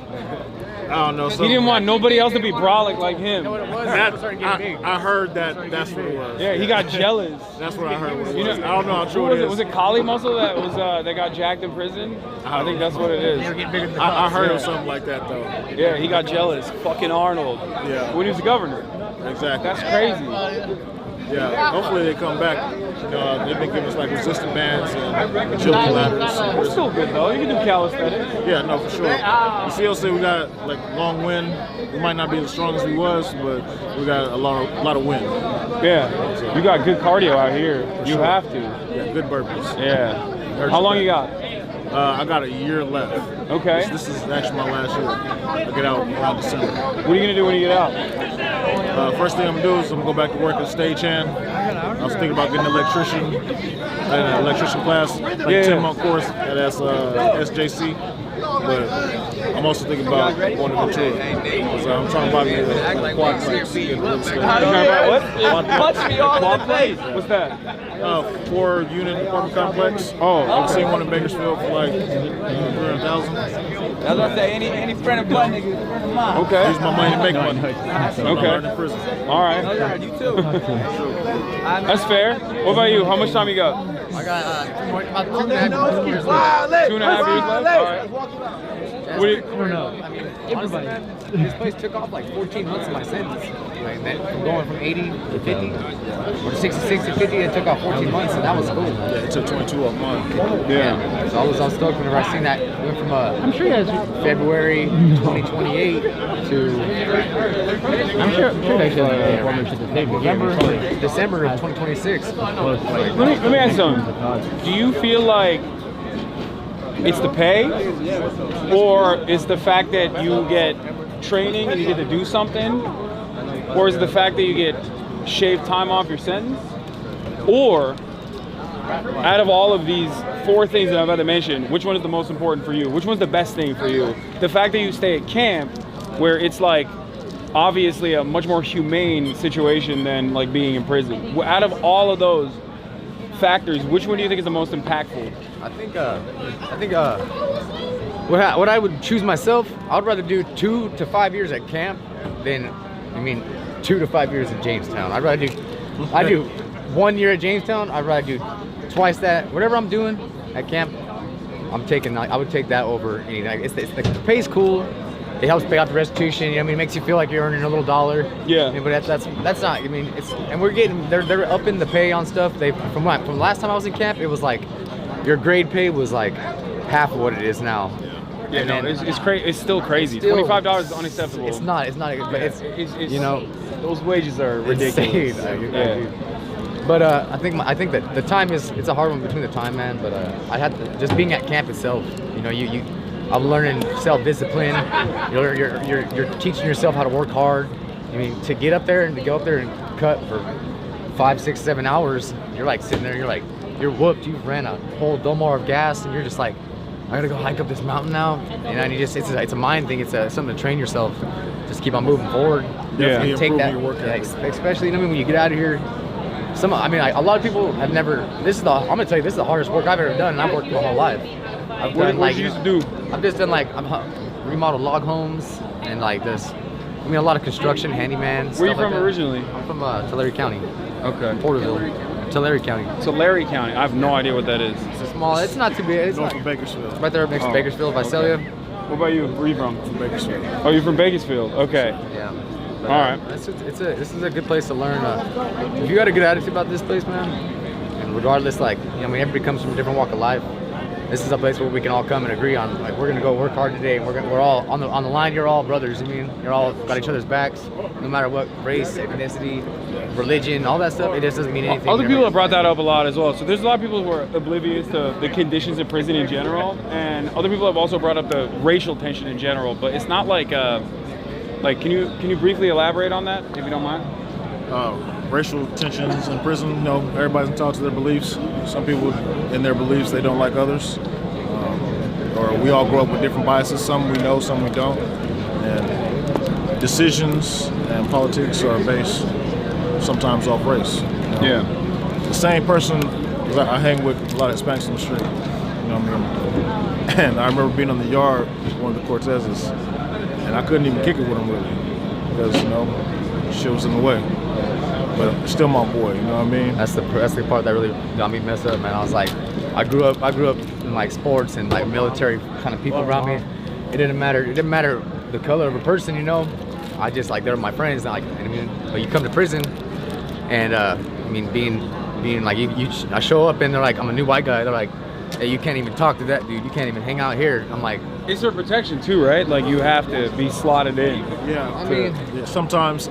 So from what I learned doing college classes is humans, we have what's called in-group bias. I identify with somebody of my skin or my ethnic group, my area, and it's them and it's us. We do it naturally, you know what I'm saying? And it's a defensive mechanism that's based on instinct. But we're not born with it. We learn that through life, you know. We're really not. We tend to emphasize it a lot over small shit, over insignificant shit. You know what I mean? We were saying that that's a big part of why camp is better as well, because you can just kick it wherever you want, with none of the other additional animosity. Yeah. They do give us that. A lot of that stuff is gone. It rears its ugly head sometimes because, again, it's people's beliefs, but the majority of the people in camp, they're gonna nail that in the bud. Like, we're not doing that here. Yeah, because you don't want to fuck up. How does that work? Is it like community policing? Like you're just like, hey, we're not going to tolerate that here, or is it like, because when somebody comes in and an example would be somebody with a bad attitude. Like, how do they weed themselves out? They usually kind of weed themselves out. You know, they show up and they get, and you become like, everybody that's been there, they have a program. You know, they got something that works. Everybody's getting along. You know, everybody comes. We'll have like a big old group, something going on in the camp, and it's causing a lot of problems. We're rocking the boat too much. We all come together. Hey guys, we need to come to agreement. We got some new guys coming in. That we always, we run it down to them like, hey, this is what we're doing, guys. We're not doing the crazy, high power politics. We're just here fighting fires, man. How do they get weeded out? Is like, that's what I'm saying. Do they just send them back? They go back to the prison. They kind of usually either they're gonna get write-ups from the dumb stuff that they're doing, or they'll clash with somebody because a person will try to take them underneath their wing. Each one teach one is the rule when I first came to prison. So hey man, you're my boy from my area. I'm gonna lace you. Hey look, this is the do's and don'ts. This is why you don't do it. But if you don't want to listen and you want to buck the system, eventually you're gonna clash heads with somebody, and there's always some bigger dog. They're gonna see like the person that's causing problems. Yeah. And you can just, You know, they just they don't stick around too long. When you start, the cops see everything. They watch us there. Are these the same like camp cops, or are they coming in from? Those are from our camp. Oh, okay, yeah. They're regulars there. We see them every day. They've spent years in the prison systems, worked their ways down to a camp, and a lot of them are veterans, and they know the game. You feel like they're nicer overall than like normal COs inside of the regular county jail prison? I've met some good, tolerant COs since I've been in prison. A lot of those COs are now working at camps. So yes. Yeah, these guys that are here, they realize that, like, you know. Yeah. It's just like it's good for us to be down here. You know what I'm saying? It's cool. It's where we want to be. It's the same thing for them. I mean, they've been surprisingly chill. I feel like normally, under normal circumstances, they'd be like a lot. I mean, regular fucking beat cops are more annoying than the guys. You have some, but they. It's really even just their coworkers. Everywhere's gonna have their assholes and their hard asses. Yeah. You know, and like the people that are kind of like still in that 4-yard. Yeah. And like, you know. I want to ask you guys, have you been able to shower? Yes. Yeah. It was. Apparently, they haven't been able to shower in 5 days.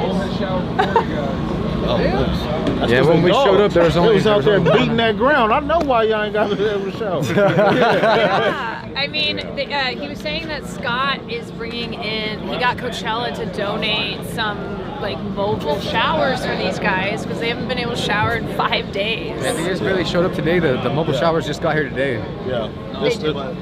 There was a situation that they had told us.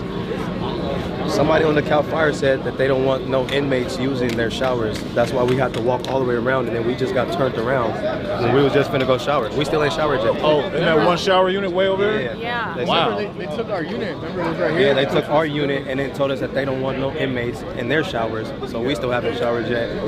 So those guys messed up. Got each other to donate us our own mobile shower unit. That way we don't have to go through this. I'm off of 24 just from yesterday, still ain't showered or been to sleep today. Yeah. Sure, man. That's crazy. But then when I bring up situations, we know when I bring up situations like this, and then it gets seen by the higher ups, I get kicked out of camp. No, for sure. This is gonna be retaliation for speaking up. Sure. And I know I got that coming. Yeah. No good deed goes unpunished, for sure. And we know what you guys were doing last night. You guys were cutting towards us last night. That was a rough cut. How long have you been in and out? Like how long have you been going in to fight? We do 24 up, 24 down. So just like yesterday, we spent the whole 24 hours on the fire line. We're supposed to have 24 hours the rest today. We'll be back tomorrow, 24 hours, and it just rotates like that. Comes up to the mop up stage. We usually, because this is a Fed fire now, so like we're kind of just like what we do, like state and Fed is different. Like whenever it's a state fire, we'll do a completely different cut. We'll do a way more bigger cut. We'll do a 10-foot cut with a 4-foot scrape. But these guys, they have us doing a smaller one right now. They just have us doing the 6-foot cut with a 2-foot scrape. Yeah. So yesterday we went in with an 8-foot cut and a 4-foot scrape. Yeah. It depends on which fire you're at and where you're at. You guys on the eat right now? Gotta ask him. Hey, we were told to follow the Fed's rules because they run a little different right now. We were on the spot where the dozer line, where the fire blew over. That's where we were. You guys were coming towards us. We were going up. Fenner Canyon was meeting you guys. That was rough last night, bro. They had us trenching the whole way up, the whole way, and I'm second Pulaski. Yeah. I'm swinging my arms all day. Oh man. I'm on the saw, bro, and I've never cut that much in my life, bro. Oh my god. So what they doing about your showers? It's already here or what? Luckily, we got Lieutenant Hill, and he's trying to push the line for us. I respect him. I would love to help if we can, and I don't want you to get in trouble at all. So however we can help. I'm sorry, you deserve a shower. Hey, for sure. I appreciate it. And what's going to happen is going to happen no matter what. That's going to happen. It's kind of how the dice rolls around here. You know, like if you want to know what happens, come back and check on them in about 3 months. You don't need it anymore? We know it's free. No, I mean, you gave it to me. Well, yeah, it's fine. Huh? Okay, 1 second. Yeah, you guys play at camp, right? You got a PS4? Well, our Not at our camp, no. Oh, you can't? We're trying to get it going over there so we can have some activities for us. We're trying to activate. What is it? What you got weights though, right? Oh, we got weights for sure. So you got weights. You don't got a PS4, but you got a TV. Yeah, we got TV. Do you guys get internet access or no? No internet access. They don't want us to have that. Why not? I don't know. Well, we're still, limited, we're still little bit. incarcerated people, so we can't. We're limited. You're still a person? Tell me about it. It's a human right, I think. I think you should be able to get internet access. For sure. What are you going to do with internet access? Crimes? Okay, maybe, but... I mean, inside the prisons they have tablets, but at the camp safe we don't have tablets. Oh, really? So, yeah, sometimes I'll see, like, dudes sneaking a phone, and they'll go live on TikTok. Yeah? Yeah, but only for a limited time. Hey, follow my... Yeah, you got a TikTok? Dude, shout it out. By the time you get out, it'll be popping. Yeah. But I don't know. So, question for you. What's up? So, what made you come here? What made you come here and... So, I talk about rehabilitation a lot. Like, I cover primarily labor-related issues, politics in general, and one of the things I talk about quite a bit is how dog shit the American prison system is. For sure. And how, prisoners demand more rights. So one of the things that we have been talking about with the wildfires is you guys, incarcerated wildfighters. There's actually a lot of people, there's a lot of news coverage around what you guys do, as a matter of fact. And I hit up Scott, and we were supposed to link up for something totally different, but one of my friends told me that he does this program, and I thought it would be an amazing opportunity to come talk to you guys and to, show people outside that you're just normal dudes, And What do you think now? What do you think now about us since you haven't met us? Y'all suck. No. I mean, nothing really changed from my perspective. Like, I don't know. It's just, yeah, you guys are just regular dudes, That's great. But I think the way that a lot of people approach it, they think like, oh, someone has done a crime, they're evil, they're automatically bad, they're scary. And I want to break that stigma a little bit, and show people that that's not the case. And I feel like if they recognize your humanity a little bit, then they'll be more open-minded to initiatives that, initiatives that are helpful with reintegration, initiatives that are helpful with like hiring, former inmates. For sure. Try my best. And we appreciate you for that. We got to get you to our camp, Growlersburg. I'm down, yeah. I'll talk cribs. Coming soon. No, I would love to do that for sure. Coming soon. I'll talk to Scott. If we can make something like that happen, that would be great. Oh, yeah. Let's do it. Come check out my bunk. We'll make you a little spread. You eat real quick. Yeah. We'll go on Twitch, No, there's like Twitch cribs. There we go. There's actually a thing there's a thing on TikTok with like prison food, where they show like different things that people make in prison. So we could do something like that, like a little cooking segment. You gotta make it though. You gotta make it. I'll make it. Yeah. We'll tell you how to do it. You do it. The only thing I know how to make is chicken. That's all I know how to make. So I don't know. We're gonna do something with that. Yeah. We're gonna do something. What do you guys make? What do you guys cook? You cook your own food? We make everything. Rice bowls, burritos, nachos, sushi, tamales. Okay. We cook everything out of what we got though. Yeah. Soups. So how does that work in how's that work in camp? Like, it's not, because in prison it's like you got a chef, or not a chef, but like you got someone working the kitchen, and it's just like, not a chef for sure. Yeah. You got someone. Yeah, You got someone over there. Yeah, I don't know what like he's doing. just sitting there just whipping stuff up. But like in camp, do you make your own food? Like, is that so it's kind of the same thing. We have someone that cooks for us, but we can also buy our own food from commissary. Yeah. So we buy our own food. We make it. What do they have in commissary? Hot Cheetos, sausages. How much is the hot Cheetos in the commissary? Like $2.65. Oh, okay, so it's like normal price. It's not, because I know phone calls are like, I don't know how it is in California. It's free now. Yeah, it used to be a big ass fucking problem. It used to be a lot. That shit was awful. So the phone calls are free now. So everyone that left, come back. I could call you now. Wait, tell them what it used to be like.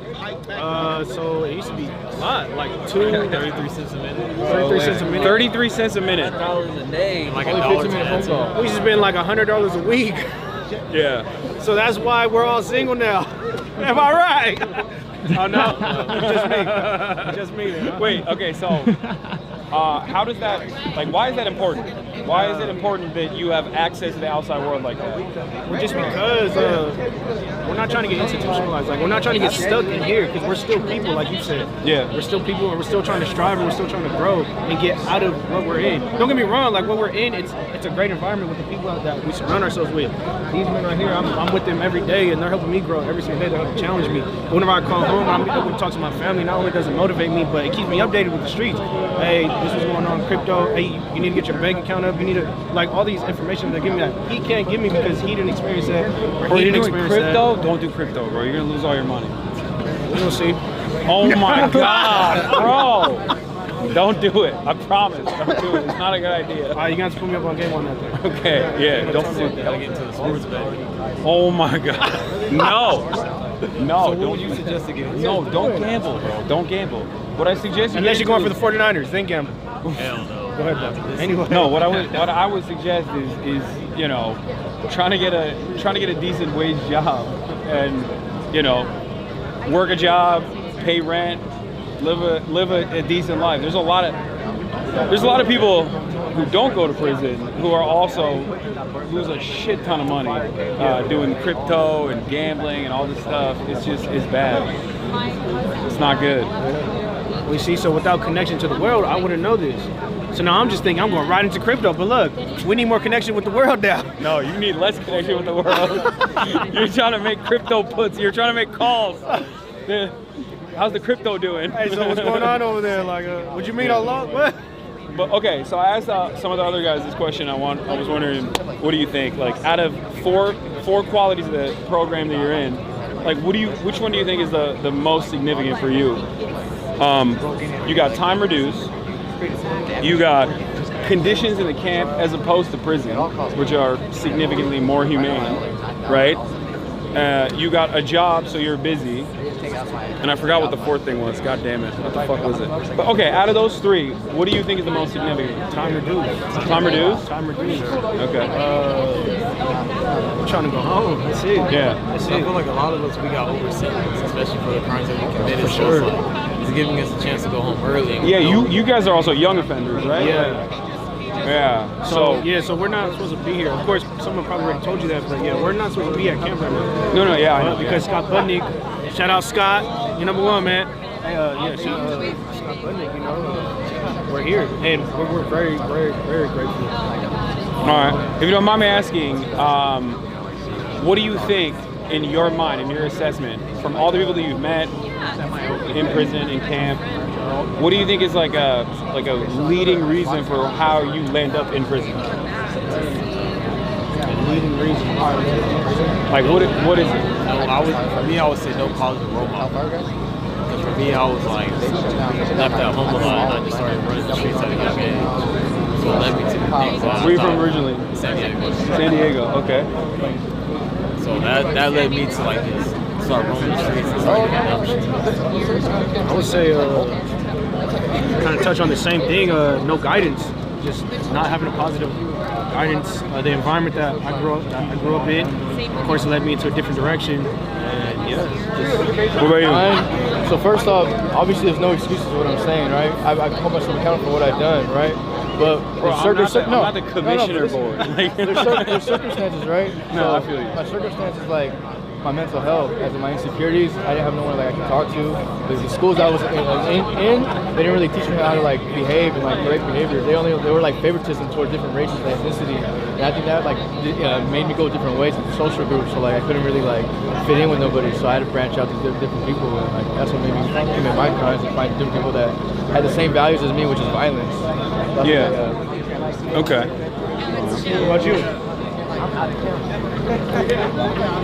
What about you? What got you locked up? I got put in a bad situation, a messed up situation. But I mean, that was part of it. But just, I would say, the way I was living really is what led me here. You know, like trying to find love in the streets, love that wasn't at home. And once I fell back into my bad habits again, carrying guns again, and to do dumb things. But when I had that gun that night, order, probably still now. How much time we got left? Right now, my out date's August 2026. Okay. But I'm trying to get my GED to get some more time off. I'm hoping to get home by like December this year. Okay. What would you say is, how do you like camp as opposed to prison? Camp compared to prison? Yeah. I love camp. I'll take camp over prison any day. Yeah. Tell me about your first hike. So my first, I got to camp on a Monday. My second day we went out to work, like cutting trees and stuff. And then Wednesday, the next day after that, we did this hike called Rocket Ship. They say it's like one of the worst hikes. And bro, you just. Why do they call it rocket ship? I don't know.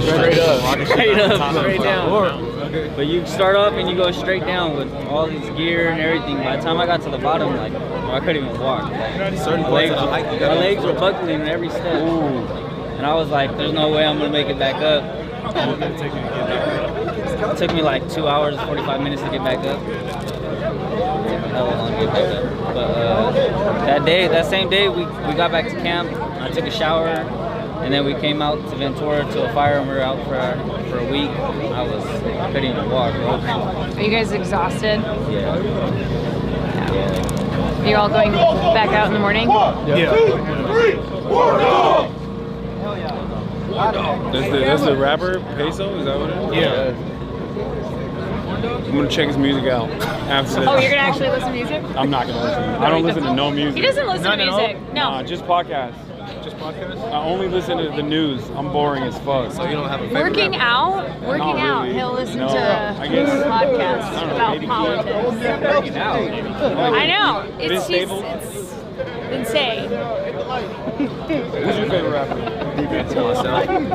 Okay. Okay. I've been working 24 hours, I ain't been asleep. I might say some shit that don't make sense. Don't put him on the spot, bro. There's people watching. Who do you guys listen to, music-wise? I listen to like underground rappers, like not really famous people. Yeah, I don't listen to them. Okay. Like, are you Bro, he east? can hear Are you you. east, west coast? I just listen to like Texas. local rappers by like my little brother raps, so like I listen to him and like listen to me stuff. Yeah, that's on the bus, like freestyles on the bus. Yeah. But I don't listen to nobody make sure. I'm coming harder than Drake. Let's just say that. Okay, all right. You know what I'm saying? I believe you. I don't freestyle. I don't freestyle. Yeah, that's right, Drake. It's coming for you. Coming for you, But Drake. like, not in a But I'm weird Team way. Odio though. Not in a weird way. You know what I'm saying? Yeah. What's up, man? What's going on? Oh, really? I'm not in me. Nice to meet you. Came to No, business. I don't think I didn't think. Nah, look at me crazy. Like, I'm just confused that someone here recognized me. That's why. Hell yeah. Hell yeah, bro. We got 5 minutes, bro. Yeah. I'm not. That away, huh? I don't know. Yeah, bro, I can tell. Oh my god. We had your back. Yeah, it got cold. It's very cold. It did. I think he's with the. My fingers are icy with the cold right now. Oh, dude. With the peso Do you dude, want me I to think. take I over don't for know. you? Sure. No, I'm fine. I should have brought hand warmers. Oh, he's not with them? I did not. Wait. The dude in the hat? No. No. I was talking about the other dude. That's fine. Oh yeah, he's with Peso. Yeah. I'm gonna bring Scott over and see if we can talk about I feel bad. That was an awkward interaction. No, it was fine. It's all good. I should have been nicer. He was very excited. Hey, but we had your back, man. What? We had your back. Oh, hell yeah, that's right, dude. He rolled up and you guys were like, We're like, what's up, man? Like, We got your back, man. no, You we don't just put on fire. bro. You know what I Hi, mean? mom. Is that live? Bro, you have been taking Hi, it Mom. to the fucking camp. Hi, family. You jacked as shit, dude. Out here at the Yeah, you are. Easton Yeah, you are. Yo, Eaton fire. show the camera. No, not anything. I saw you with the shirt earlier. You were. I used to be bigger, man. I actually lost it because of the hiking and stuff. Checking them out, bro. Yeah, I'm sorry. Listen, I work. He's married. He's married. I work out. I just got married, man. When I see another dude that works out, I'm gonna be like, hey, listen, you're working out. You're talking about working out? Yeah. Yeah, they're making fun of me. They're saying I'm checking them out. I don't know what was more awkward, this or that. No, this stuff is not awkward at all for me. Bye, Mom, I love you. That's pretty cool. Hi, Mom, I love you. Oh man. Picture, get the picture. I don't want to photobomb. All right. They said, how are we doing, chat? I was gonna have Scott come over just to talk about the fundraiser and like, you know, what ARC is doing, because that's how I found him. He said he had like one thing he had to do, and then he wanted to come over. He's like, I just have been leaving you guys be. Is it good? I was like, you can get. No, it's been great. It's been great. It's up to you. Chat, do you guys enjoy it? Are you guys enjoying this?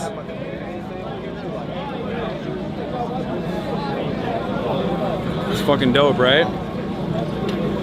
I told you it was really cold. Yeah, no, I'm glad I wore the jacket. Yeah. It's cold as hell. It is. It is. Yeah, it's crazy that they don't get more gear than like. Dude, I also like that showers thing. I'm not trying to be like, who can I talk to? But Woke police. who can I Calling talk the to? manager. This I'm young man wants to talk kind to you. of. What's up? I heard you be gaming. What's your favorite game? I game right now. I'm playing Marvel Rivals a lot, but it's new. It's a new game. As far as like of all time, Metal Gear Solid. You know what that is? Yeah, I've heard of it. What do you play? You play any games? Super Smash Bros. And Fortnite. Ooh. Okay. Oh, you play Fortnite? Nice. They have a PS4. No, I know. Yeah. Well, they at their camp they have a PS4. Smash Redhead Bros? camp they Which don't one? have a PS4. All of them. I went to, I want to say, either 2017 or 2018, I went to Texas. They had like a little game fest they did for one of my cousins. I played sport players. Oh, really? Oh, nice. Yeah, you know about RDC? Supreme Dreams? They have a thing called DreamCon. Yeah. Where they do a convention in Austin. This year it's going to be in Houston though, I think. But anyway, it's very cool. It's like an anime gaming convention. When it's going to be this year, when? This year's going to be in Houston, I believe. But I don't know when. I think it's in the summer, maybe. Chat, when is DreamCon? Yes, it is. July. Oh, I'm there for sure. What? I'm there for sure. Yeah, you're out in what, 50 days, you said? Yeah. March 9th. Yeah, all right, man. I'll see you there. If you go to DreamCon, we're going to link up. Yep. All right? All right, play me Fortnite too. I'm really good. I suck at Fortnite. You beat my ass. You got a lot more time to play Fortnite than I do. Well, at our camp we don't have internet, so like we play. Like right now I'm playing Dream Hunter. I'm playing Monster Hunter Ice World Reborn. Oh, there's a lot of good single player games out there though. That's a real good game. How does that work? Can people just like buy you guys games or no? I think so. We can get games sent in. I think we can. Okay. As long as they're pre-approved by our lieutenant. Wait, what? Oh, so the lieutenant's like, this is too violent. Like, I mean, we have Mortal Kombat. We have. Oh, okay. Then never mind. Yeah, That's not a so- problem. Okay. All right. That's good to know. It's a Washington Ridge camp, right? All right. That's sick. Chat. There you go. You can send in video games to Washington Ridge camp. How do they do it? Is there like a Department of Corrections website portal, something like that? Gotta ask him. Because I need you. Lieutenant Hanks. This is Lieutenant Hassan. Nice to meet you. Nice to meet you. I can't say nothing. But How do we send these guys video games? There's a lot of people watching right now. How do we send these guys video games? Yeah. Video games are a challenge because I can't give them access to the internet without it being supervised. Yeah, no, I meant like hard copies. You donate them to the camp, so you send it to the address of the camp, and you state that you wish to donate it for camp, and then we'll include it in the systems we have. Hell Does it yeah. have to be like a maturity level restricted? Yes, it has to be maturity level restricted, and it can't have an online component to it. Yeah. Okay. There's a lot of good single player games. They have PS4s, right? Yes. All right. Get to work, chap. It's Washington Ridge camp. They'll send you guys some hard copies of video games. There it is. All right. Nice to meet you, man. I'll see you in July. All right. We cold? I'm so cold. You're a little bitch. There's people. Hey, nice to meet you guys. Hi guys. I just want to say what's up to my wife, to my son. I do this for you guys. You know, thank you to the program. You know, got me a lot of time off, a chance to earn some money, send it home for the holidays. Chat, you know what's up, man. Get this to my wife, man. Thank you. All right. Are we out of here? Yeah, I think we can. Yeah, let's do a photo. This is our first shower in a whole week. Just let them know we've been out here for a week. Let's go. It's our first shower, It's bro. about time. You guys get a Thank you guys. It's because of y'all. Y'all about to say Back. Scott, we're gonna, How do you feel? How do you feel? That was fantastic. I want It was amazing. I want you to talk about the fundraiser. ARC is doing a fundraiser for these guys after they get out. We're thinking of funds. Yeah, I think there's a lot of things that we need. You can talk to this guy right here too. Like everyone wants to give right now that they're on the fire line. Yeah. There's not so much to give right now, right? They're fairly good right now. It's when they get back to camp, right? There's not a TV that's working in some places, right? Yeah. There's the boots are all fucked up and they need better boots. Like there's just things that are not so sexy, but that they need. You never think this, but we're getting a shower truck dropped off. No, I know what you're talking about. Yeah. By the way, you God had to bless. reach out to Coachella. God bless the dudes at Coachella. Dude. They got a shower truck coming in. These guys haven't showered in like 4 days. I know. So just stuff like that. And then I think also when they get out, if they want to work for CAL FIRE, as soon as they get out, how are they going to pay rent to wherever they're getting hired? How are they going to pay utilities? What about a car to get to and from work? Right? Those sort of things. So we're setting up a scholarship fund to help them when they get out. A lot of people have talked about how, reintegration, like one of the biggest problems is like getting a job in general and, keeping up with parole. Yeah. And from what I've heard, it's just like having something that keeps them grounded and busy and look forward to is like a major impact, I feel like. I think you nailed it. And it's like, the work ethic this gives them too.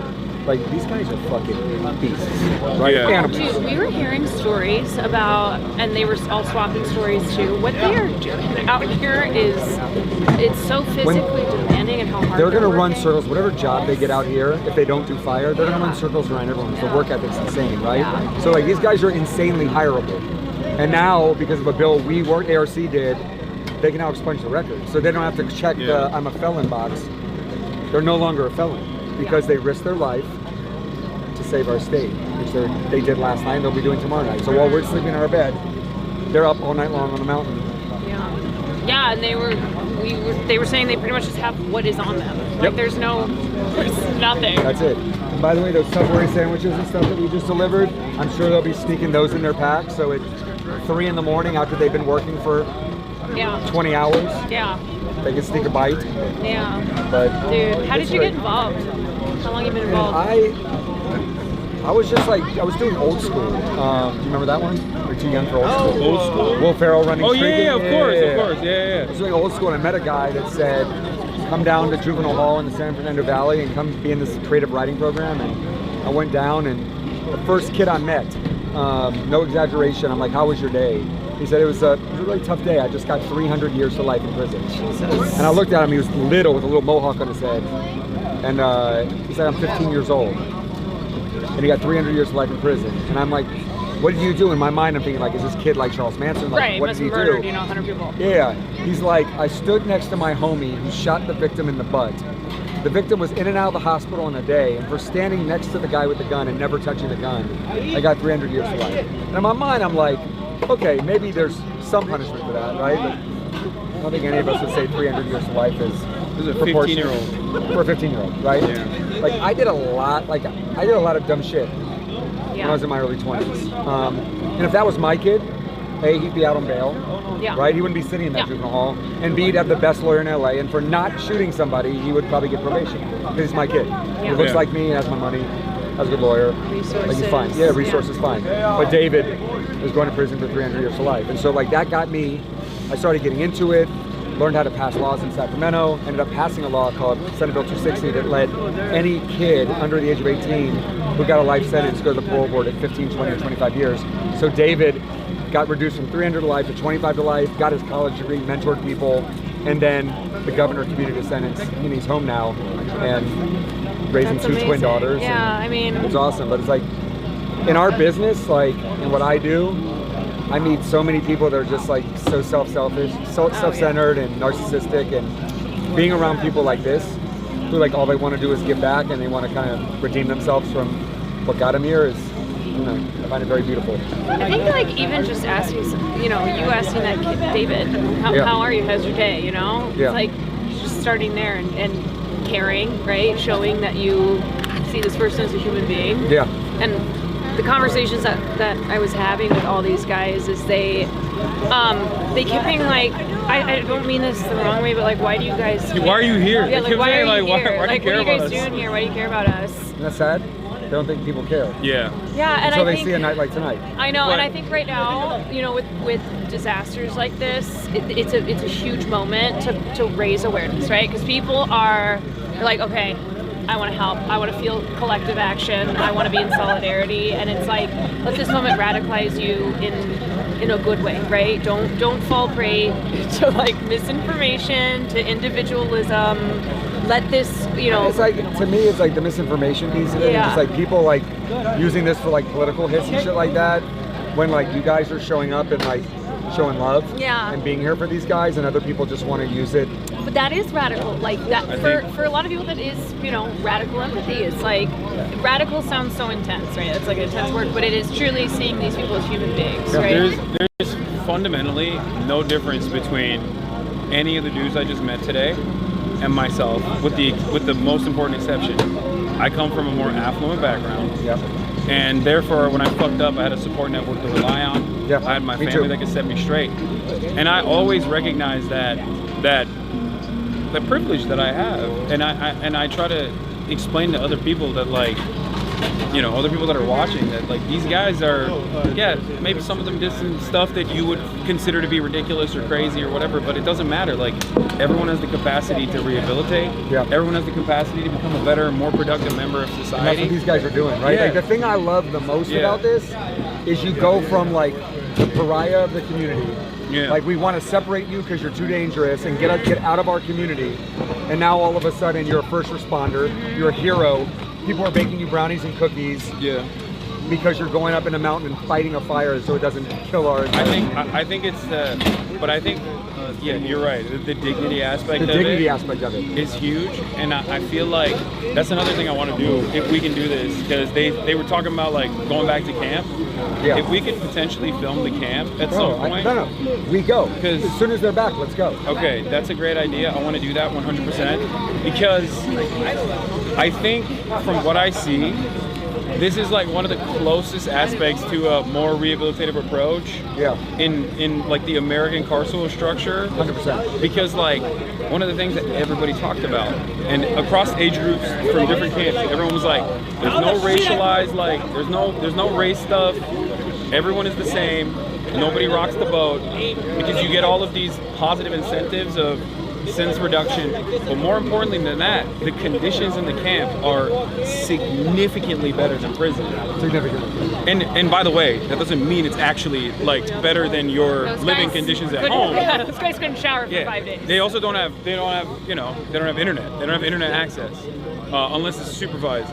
But I think that plays a major role in people feeling like human beings, and it helps with reintegration in general.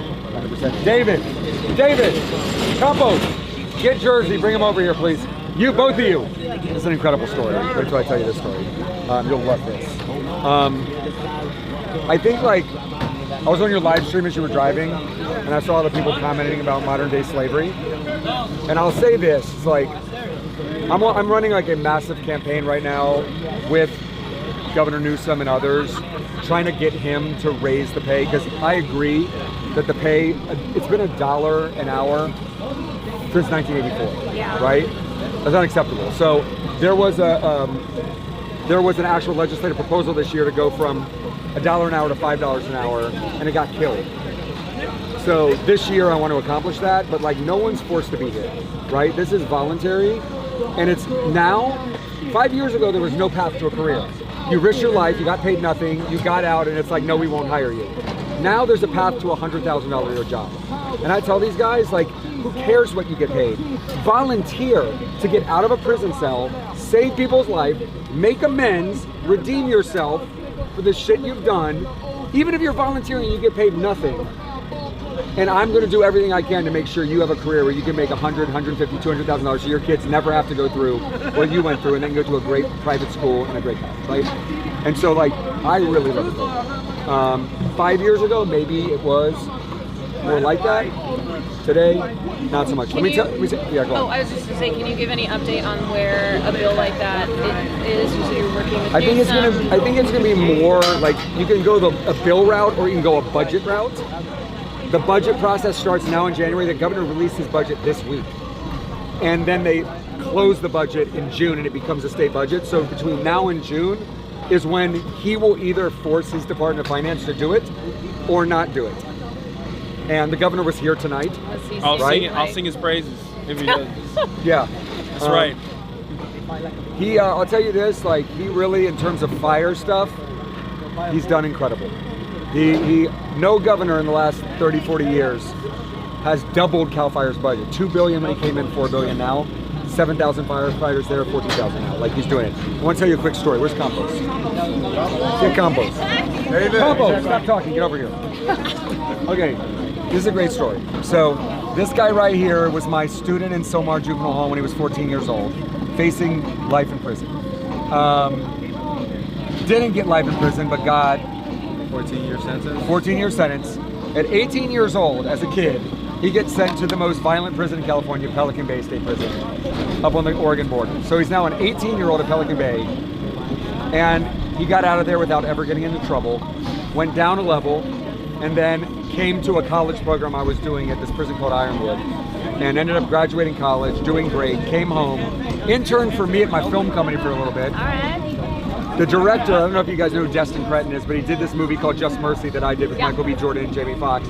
Destin's like, I need an assistant during post-production. I'm like, interview David. David interviews. He becomes Destin's assistant for the post-production of Just Mercy. Destin then does a DC Comics movie called Marvel. Oh, shit. Okay. No, bro. Shit. Which I'm in front of both. Okay. Marvel movie called Shang-Chi in Australia. Takes him while he's on parole to be his assistant in Australia on Shang-Chi. Yeah. Gets better.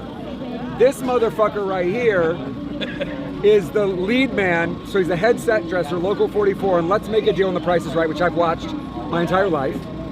And he hires him in the union, so now we're talking about $150,000 a year, etc., to work for him on Let's Make a Deal on The Price is Right. This motherfucker crushes and works so hard on Let's Make a Deal on The Price is Right. This guy's now hired like 20 guys that have come out of prison and is doing incredibly, right? Hell yeah. Best guys in town, man. Yeah. You know, they want it. They're happy. They're better than getting somebody's kid that wants to get in. You know, they've been taught. You know, and it's one of those things. The drive, and you can't teach that in people. You know, the drive, their work ethic, all that kind of stuff. You don't get that. These guys have proven. And it's like, whatever their past is their past. We don't give a crap, you know. I just want a happy, smiling face and somebody to hang out with at work and have a good time. And now 20 of them are, and if I could get more, you know, I would have 150 of them because it's, you know, they're great workers, you know. What a cool job to have. Yeah, I feel extremely blessed, honestly. And we're at Price is Right, and Let's Make a Deal. We're all a family. So it doesn't feel like work, you know. I look forward to going there and being with my friends. And yeah, we work, but it's a great time. You know, we all get along really well. And it's a great opportunity. My cousin won a car on Price is Right once. There you go. Oh, bro. See? We're always making somebody's life a little different, you know. To see him at 14 years old locked in a cell facing life and mentor him when he was 14 years old, to now see him making hundreds of thousands of dollars on the show, then to now see him here giving back and feeding guys that are currently incarcerated, like, talk about full circle. Okay, sorry guys, sorry I interrupted you. And this is the man right here. Thank you. Nice to meet you. I think we're about to head out. Yeah, nice to meet you guys. Thanks for sharing your story.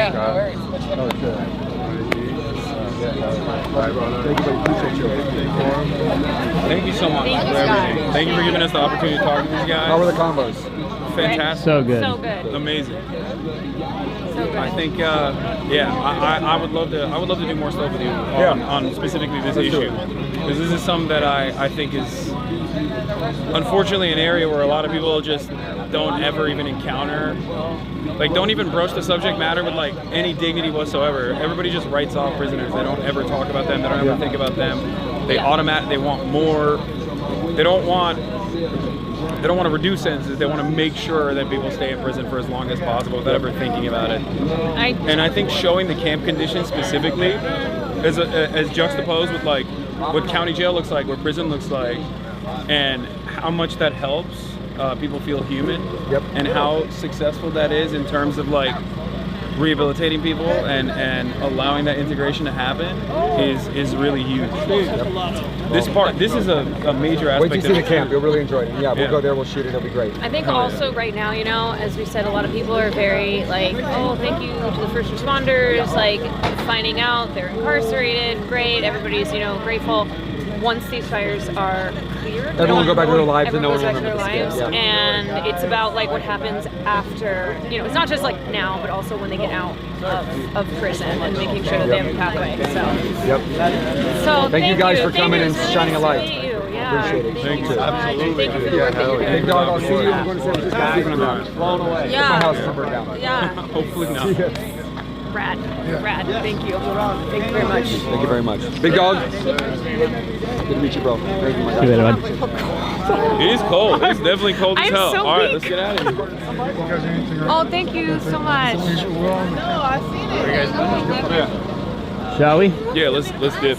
You want to do a little send off or? Oh yeah, let's do it here.